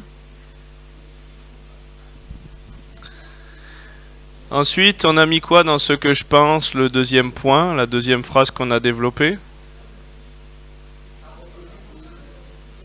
Pardon?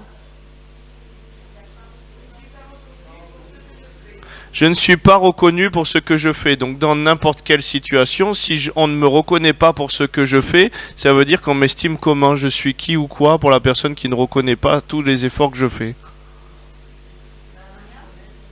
Je suis? Rien, invisible, transparent, incompris, on me néglige, inexistant,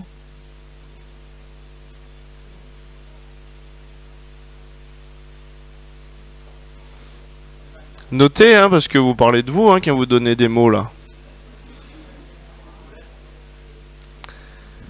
Alors, colère, c'est pareil, la colère c'est une conséquence, c'est pas une identité la colère. La colère c'est ma réaction à quoi? Donc je me mets en colère pourquoi? Parce que je me dis...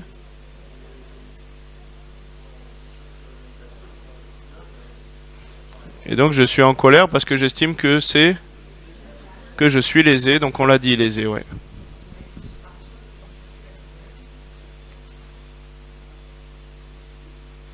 Ensuite on a mis quoi comme mode point dans ce que je pense?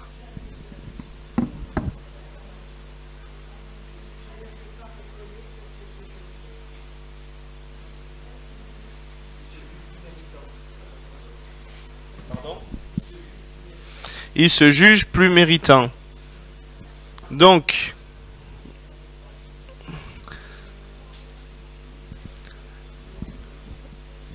il se juge plus méritant, donc ça veut dire qu'il a jugé son frère moins méritant.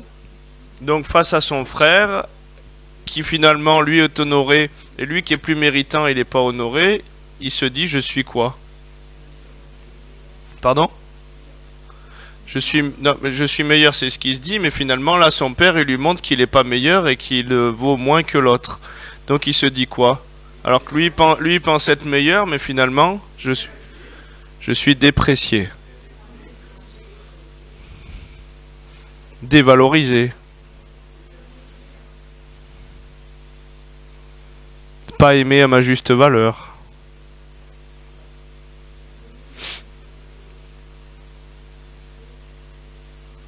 Ensuite, est-ce qu'on a mis encore des phrases dans ce que je pense?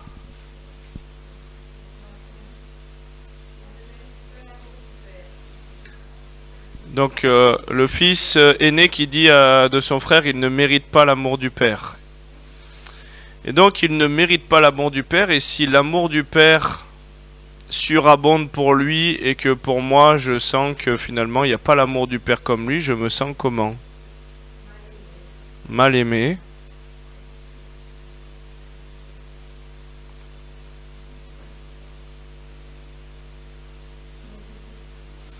Non désiré,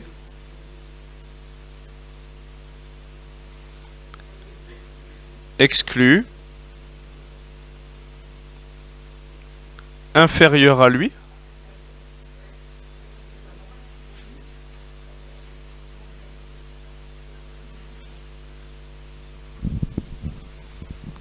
ensuite, est-ce qu'on a mis encore quelque chose dans ce que je pense? Orphelin, moi, si vous voulez mettre orphelin, ça parle de vous. Hein. Rejeté, je crois qu'on l'a mis. Dépassé par les événements, donc ça veut dire...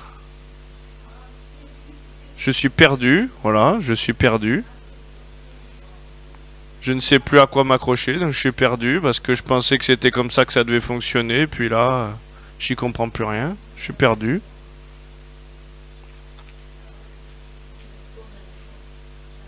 Je suis comme un étranger finalement parce que je pensais connaître et puis je ne connais pas mon père.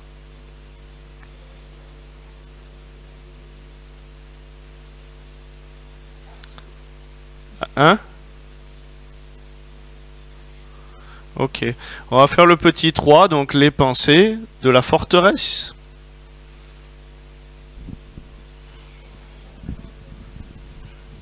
Donc si je suis un étranger, si je suis invisible, si la situation qui m'arrive elle est injuste, dans une situation où vous passez pour invisible, où vous êtes transparent malgré tous les efforts que vous essayez de faire, vous développez quoi comme mode de protection?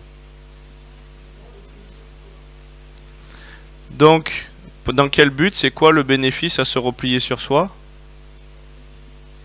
Se protéger, donc je dois m'exclure ou me replier pour me protéger. Mais il y en a d'autres, selon leur mode de construction, puisque les forteresses se construisent en fonction du vécu, ça va être je dois faire plus pour le surpasser, pour mériter encore plus. Donc je dois faire pour pouvoir être accepté. Je dois faire plus pour pouvoir être accepté. Oui, non, mais ce que je vous dis, c'est que peu importe la situation, on va trouver finalement la tâche, elle va parler de vous.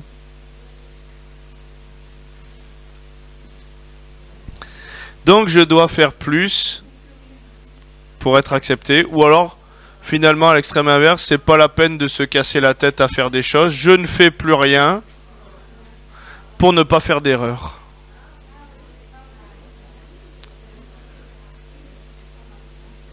Et donc ça reste une fausse protection où je me protège de faire des erreurs en ne faisant plus rien.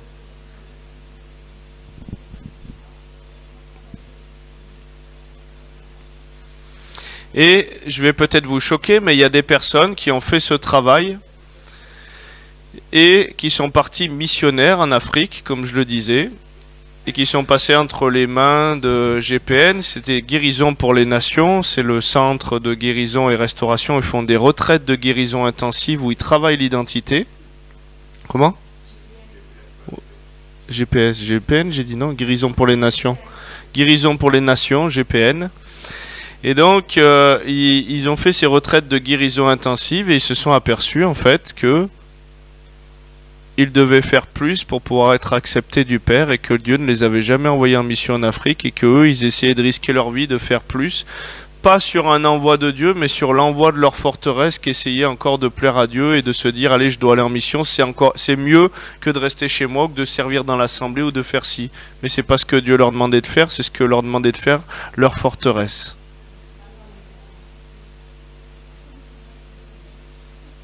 Comme il y a des gens qui veulent à tout prix avoir un titre ou une reconnaissance dans le ministère parce que le titre fait qu'ils trouvent leur valeur dans ce qu'ils sont reconnus.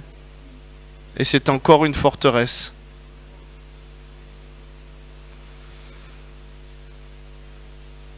Il y a un gars, je me rappelle dans un livre de Reinhard Bonnke qui s'appelle Une vie en feu. Le gars, il était pasteur d'une assemblée de plusieurs centaines de personnes. Et Dieu lui a dit, voilà, c'est pas là que je te veux. Tu vas t'occuper de la flotte de camions pour gérer les camions. C'était un mécanicien et un gars qui avait géré les trucs. Tu vas t'occuper de la flotte des camions pour favoriser l'évangélisation de cet homme et du ministère de cet homme. Et Dieu l'avait pas appelé dans le pastorat, il l'avait appelé à gérer parce qu'il avait des talents là-dedans et dans la mécanique et dans les choses et pour faciliter la gestion et l'organisation. Vous imaginez des fois, sur une faille identitaire, une mauvaise construction, comment on peut louper le but de notre destinée? Et donc, si ces pensées sont vraies, et pour le moment elles sont vraies, puisqu'on se comporte et on fonctionne comme ça, petit 4, quel faux Dieu elle me présente?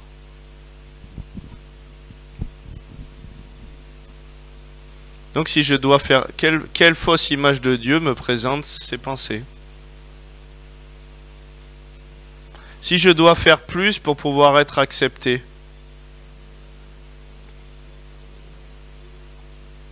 ou pour pouvoir être vu de mon Père, ou pour pouvoir être visible aux yeux des gens et être reconnu? Ça me présente un Dieu comment? Un Dieu dur, un Dieu qui n'est pas partial, un Dieu injuste. Pardon? Exigeant, un Dieu exigeant.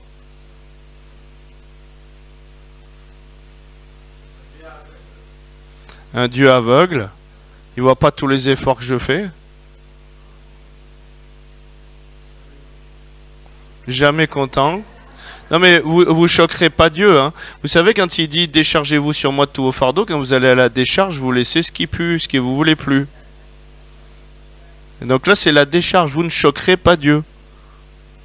Moi j'ai dit, ben voilà, si effectivement je pense comme ça et je me comporte comme ça, c'est vrai que finalement j'ai l'impression que je te vois comme un savant fou, qui fait des expériences. Toi t'es guéri, toi t'es pas guéri, toi t'as du chocolat, toi t'as pas de chocolat. Et si j'étais en vérité de ce que je pense, et Dieu il nous attend en vérité, on ne le choquera pas. Il veut qu'on dépose réellement le mensonge qu'on a au fond de nous sur l'autel.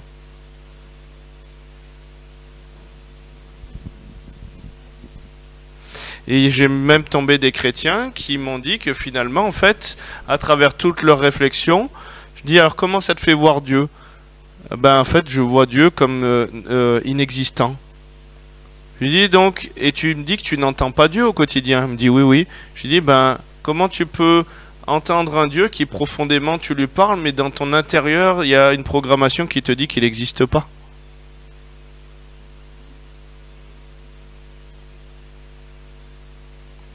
Il faut que celui qui s'approche, il croit que Dieu existe et qu'il est le rémunérateur de celui qui le cherche. Et donc, on peut avoir goûté à des parties de la révélation de Dieu, puisqu'il y a plusieurs demeures dans la maison de notre Père. Vous êtes d'accord avec ça? On peut ne plus avoir peur du vide, ne plus avoir peur en voiture, mais on peut avoir peur des araignées encore. Donc on peut avoir encore des zones de peur qui n'ont pas encore été touchées par la révélation de l'amour du Père en nous, parce que son amour parfait veut bannir la crainte. Et c'est un dévoilement où il veut venir dans toutes les sphères de son habitation intérieure pour dire je t'aime à toutes les profondeurs de ton être. Donc c'est pareil, après vous pourrez faire une liste, les dégâts, les faux bénéfices, les pardons, le 6, et puis le 7, la repentance et la confession de ce que Dieu dit que je suis. Parce qu'une fois que c'est déraciné, il faut replanter. Et donc vous mettre à l'écoute de Dieu pour écouter ce que Dieu dit de vous. Ça va? Je sais pas quelle heure il est, est-ce que j'ai encore un peu le temps? Oui, encore un peu le temps. Ok, donc je vais faire juste un petit peu de guitare et je vais commencer à vous laisser confesser et pardonner par rapport à ces situations qui là sont pour le fils prodigue mais que vous pouvez adapter pour toute votre vie en général. Vous avez tous vécu une situation d'injustice où vous avez fait et puis vous n'avez pas eu l'attention ou le mérite que vous avez voulu. Où vous avez tous fait peut-être n'importe quoi à un moment et puis vous vous êtes senti un peu merdeux quoi. Et bien toutes ces pensées d'identité, ces forteresses que vous avez notées parlent de vous. Toute cette fausse image de Dieu parle de votre croyance profonde. Donc on va faire tomber ces choses. Et ensuite je vais vous demander de vous mettre à l'écoute pour proclamer ce que Dieu dit de vous. Et si Dieu vous demande d'aller vous laver 7 fois dans l'eau de sa parole, c'est pas une fois qu'il va falloir confesser les choses. Vous savez, au niveau de la médecine, ils nous disent que pour programmer la programmation neuronale, il faut 21 jours pour arriver à créer de nouvelles programmations neuronales et que le circuit s'imprime comme une vérité en nous. Ben on retrouve les 21 jours, hein, on le retrouve dans un combat spirituel où le prince de Tyr, il a résisté pendant 21 jours à l'ange de l'Éternel. Ça veut dire que Dieu il avait déjà dit victoire, parce que Dieu ne perd pas. Mais il y a eu un combat jusqu'à l'incarnation des choses. Vous êtes d'accord avec ça ? Et donc si Dieu vous demande de confesser, de vous approprier les choses, ben, allez-y encore vous laver dans l'eau de sa parole jusqu'à ce que vous sentiez que ça fasse corps et que ça devienne une vérité en vous, la parole Réma que Dieu va vous adresser après avoir fait tomber ses forteresses et ses raisonnements. Oui ? Ouais.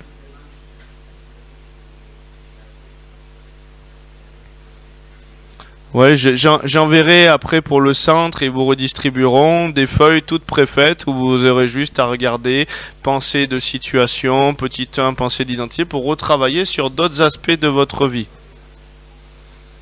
Ça va? Ok, est-ce que... Oui, c'est branché. Super.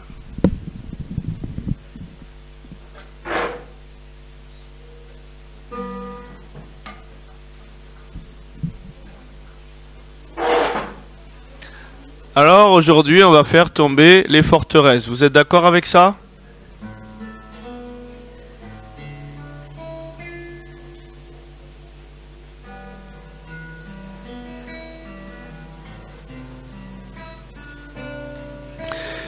Donc commencez déjà à confesser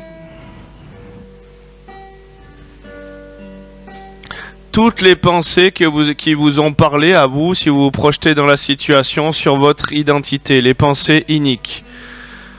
Par exemple, je renonce à la pensée, à la croyance qu'effectivement je suis indigne dans cette situation, que je suis incapable. Toutes les situations qui renvoient à des choses que vous avez pu vivre de votre quotidien. Dans ces deux situations, il y a un peu toutes les situations qu'on peut vivre dans la vie déjà.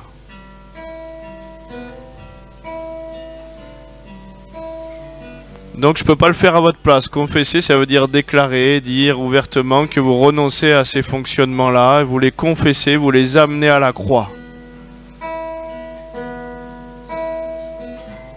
Donc c'est à vous à confesser, lisez ce que vous avez noté ou confessez. S'il vous plaît, restez pas à me regarder ou la bouche fermée, commencez à vous tenir.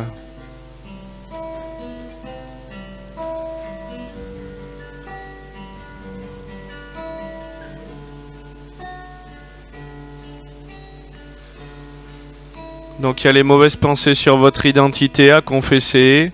Le mauvais fonctionnement de la forteresse, c'est-à-dire votre mauvaise construction pour fuir cette pensée d'identité, pour vous protéger.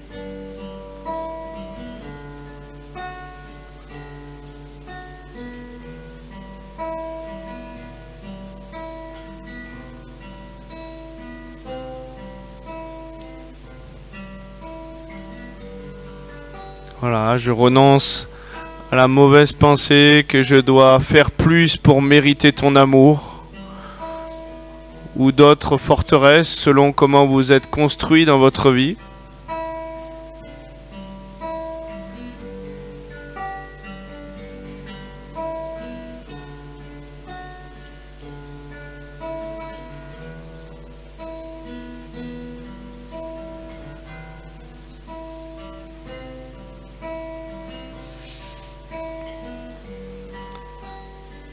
Confessez aussi et renoncez à la mauvaise image de Dieu, au faux Dieu que ça vous a présenté, toutes ces constructions intérieures.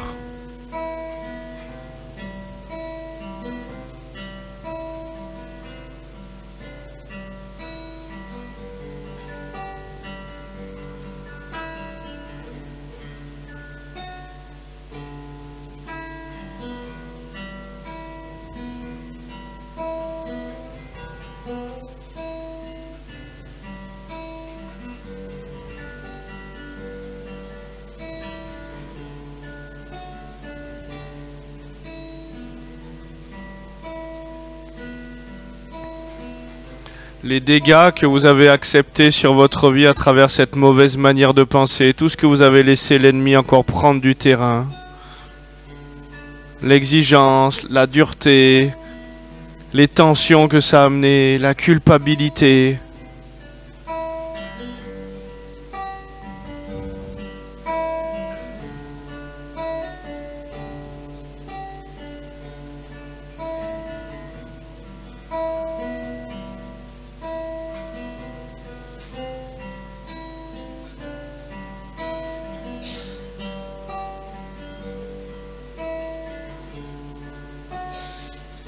Et ensuite, pardonnez à ceux qui vous ont offensé, donc peut-être à vous-même, peut-être à vos parents, peut-être à des personnes qui vous gardaient, peut-être tout ce qui a renvoyé ces situations, l'injustice par rapport à ce que vous aviez fait, ou on vous a pas vu dans ce que vous étiez capable de faire.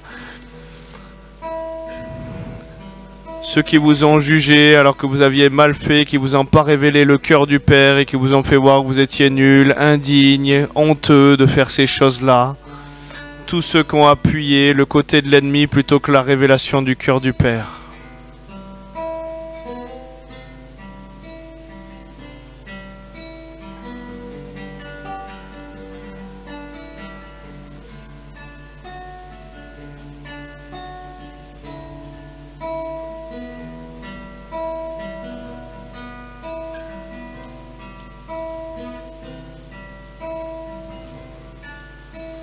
On est vraiment tombé sur des situations des fois où la personne, elle pensait au fondement de sa vie, elle n'a pas été désirée par ses parents être une erreur et dérangée. Et du coup, sa forteresse, puisqu'elle était dérangeante et qu'elle était une erreur, c'est je dois tout faire pour ne pas déranger, pour pouvoir être accepté. Je dois tout bien faire pour ne pas être un fardeau pour ma famille. Et la personne, tout son corps, tout son être intérieur s'est développé en mode erreur. Parce que même les neurones, ils envoient un message chimique au corps qui est soit un message de vie, soit un message de mort selon nos croyances. Toute sa colonne vertébrale avait grandi tordue, elle avait des problèmes de peau. Et simplement en se réalignant sur une croyance juste, sa colonne vertébrale s'est redressée, les problèmes de peau ont guéri. Parce qu'elle n'était plus une erreur et tout son corps ne se mettait plus en mode erreur.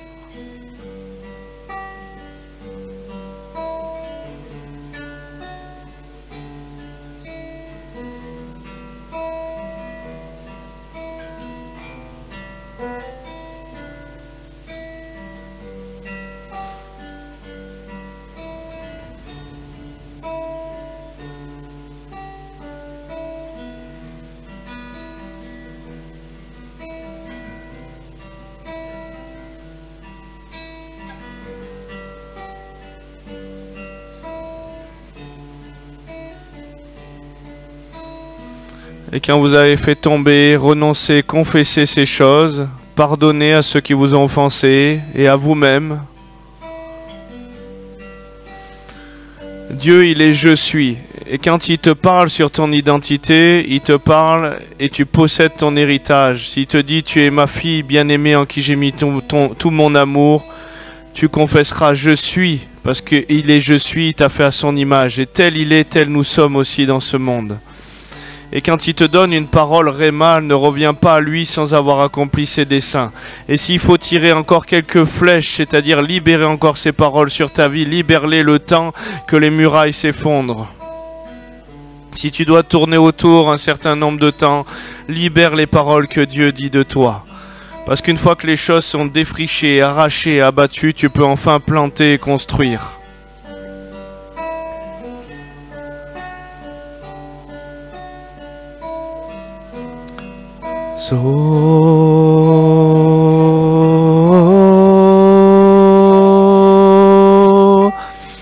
Samayele loma yo yelele yelele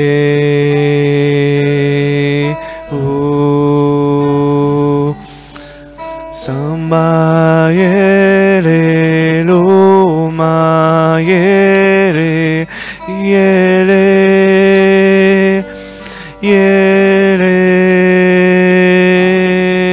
Est-ce que Dieu te dit, confesse-le, proclame-le, et même s'il te déroule tout un historique où tu te dis, oh non, c'est trop pour moi, est-ce que Dieu peut me dire ça? Oui, il te le dit. Tu es ton fils, tu es une reine, tu es un roi, il t'a tant aimé. Somaye,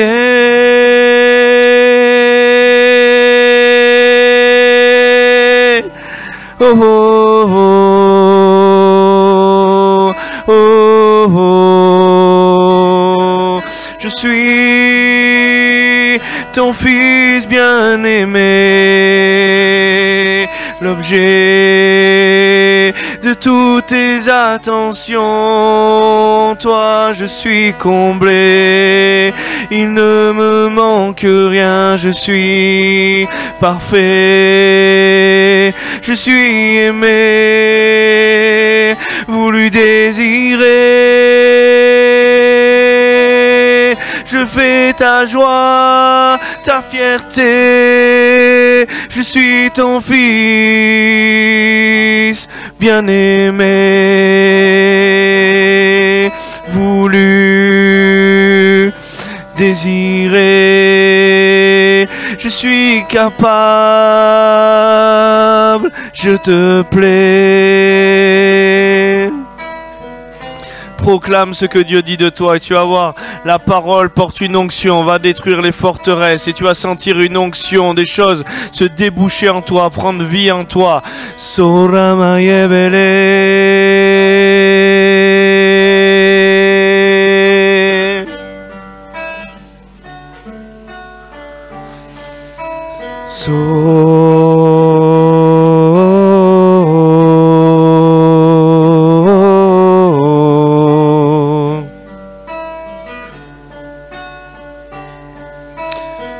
Je suis digne.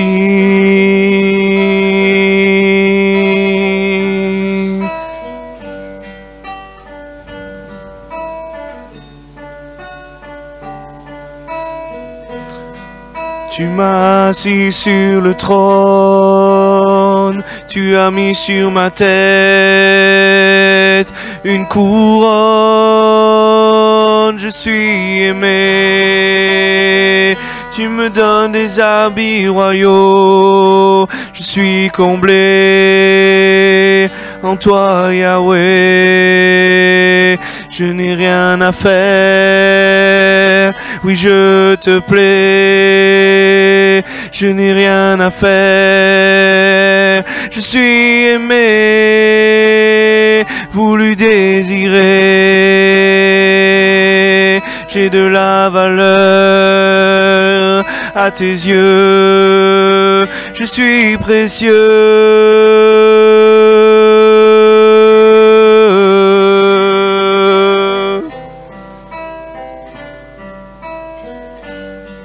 Je suis aimé, voulu, désiré. Il ne me manque rien, je te plais.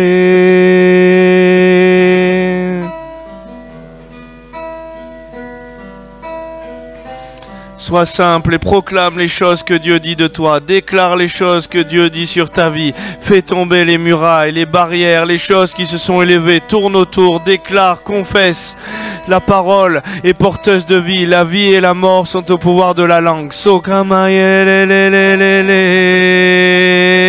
Je suis capable, je te plais. Il ne me manque rien, je suis parfait, ton digne fils, ton héritier.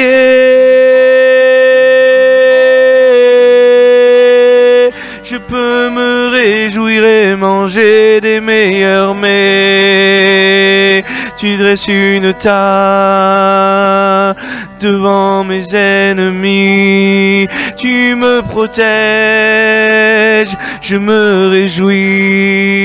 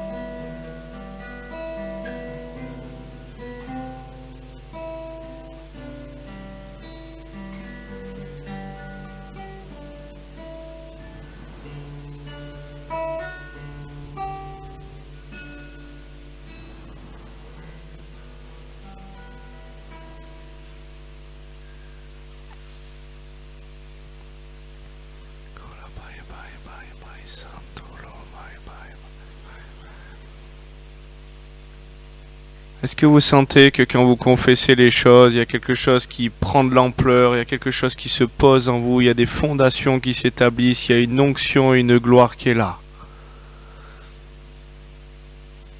Tout doit se bâtir depuis la révélation du cœur du Père et nous sommes transformés à l'image de ce que nous contemplons.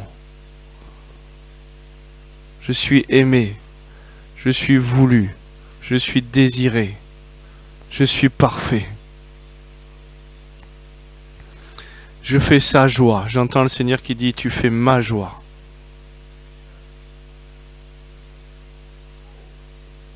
Je t'aime. Je suis aimé.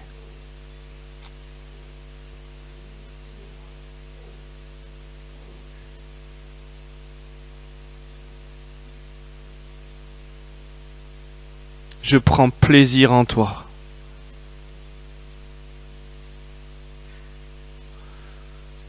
Tu peux le déclarer sur ta vie. Tu prends plaisir en moi. Tu prends plaisir en moi. Tu prends plaisir en moi. Et quand les puits se débouchent, quand la révélation de l'identité vient, tu es dans la joie. Une joie immense. Tu prends plaisir en moi. Je vois le Seigneur qui veut jouer simplement avec son enfant. Il prend plaisir simplement à être avec toi. À jouer avec toi, se marrer avec toi. Tu n'as pas besoin de faire pour lui. Il veut déjà te bâtir dans le fait qu'il passe du temps avec son fiston, avec sa fille bien-aimée, en qui il met tout son amour. C'est comme si le père, il me montrait, voilà, comme c'est un temps avec son enfant quand tu fais des papouilles, guili guili, il est vraiment là, il veut prendre soin de toi et te révéler dans l'intimité, simplement parce qu'il t'aime. Il n'attend pas que tu fasses. Et c'est depuis cet état d'être que les choses vont se passer et vont pouvoir couler.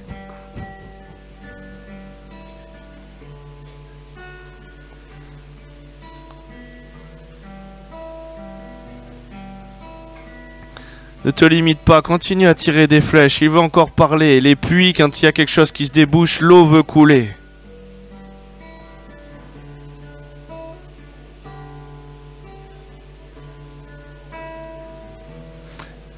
Il te dit, tu m'appartiens et rien ne peut te ravir de ma main. Je t'appartiens et rien ne peut me ravir de ta main. Mais déclare-le, la vie et la mort, c'est au pouvoir de la langue. Tu crées la réalité, tu l'appelles à l'existence.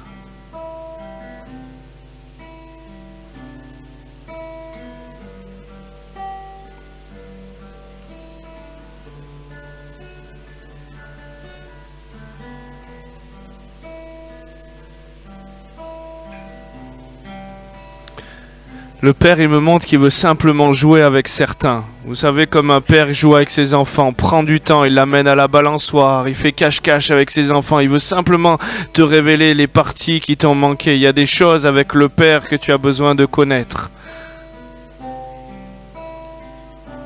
Il est un bon père, il veut simplement jouer avec toi. Voilà, merci Seigneur pour la joie qui monte, parce que tu veux jouer avec tes enfants.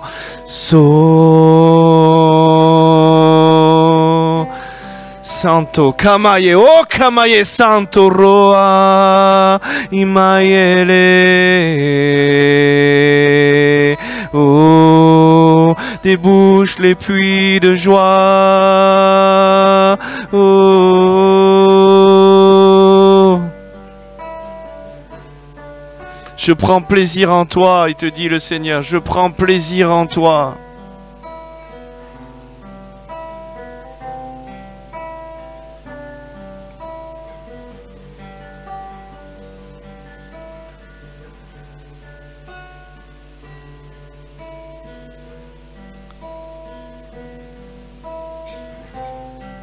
Je t'aime, je te guéris, parce que je t'aime, je te guéris.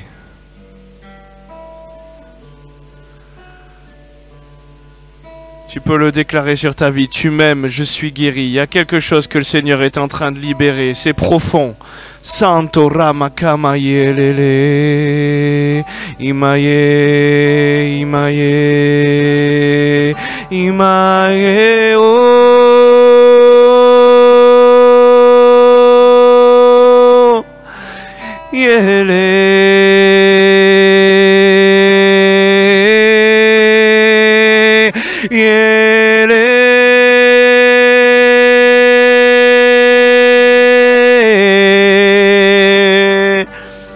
Tu es toute belle, ma bien-aimée.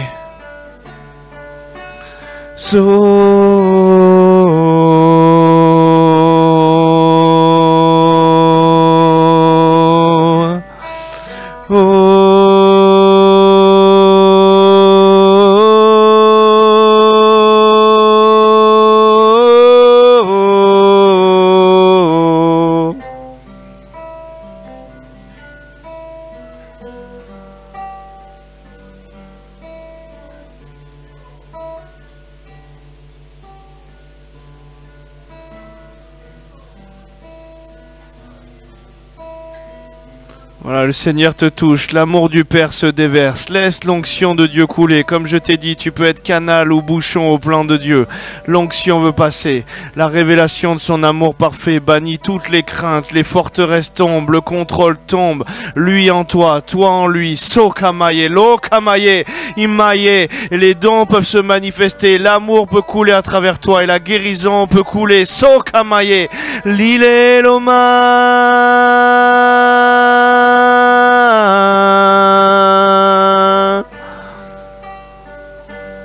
Je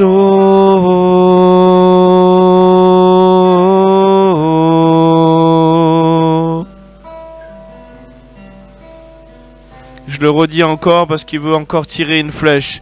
Tu es toute belle, ma bien-aimée.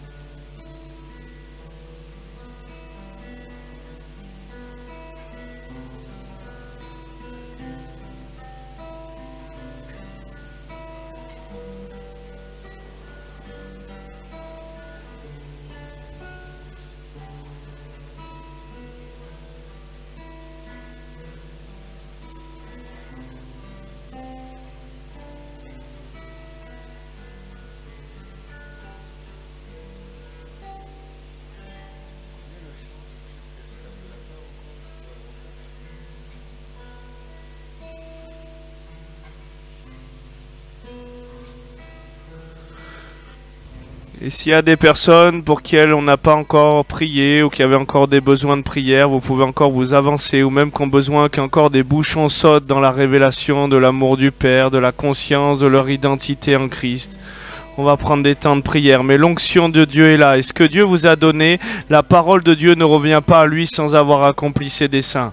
Mais parfois, comme dans Roi, il vous dit, tire des flèches, ce sont des flèches de délivrance. Lave-toi dans la parole de vie, si c'est pas cette fois pour être purifié de ta lèpre intérieure, et libère ce que Dieu te dit, et le temps que Dieu te dit, pour pouvoir vivre vraiment l'établissement et que tu n'aies plus à faire, mais que tu sois simplement dans cette identité où tu n'as plus à lutter pour posséder ces choses, mais c'est ton identité, ça émane de toi, ça coule de toi.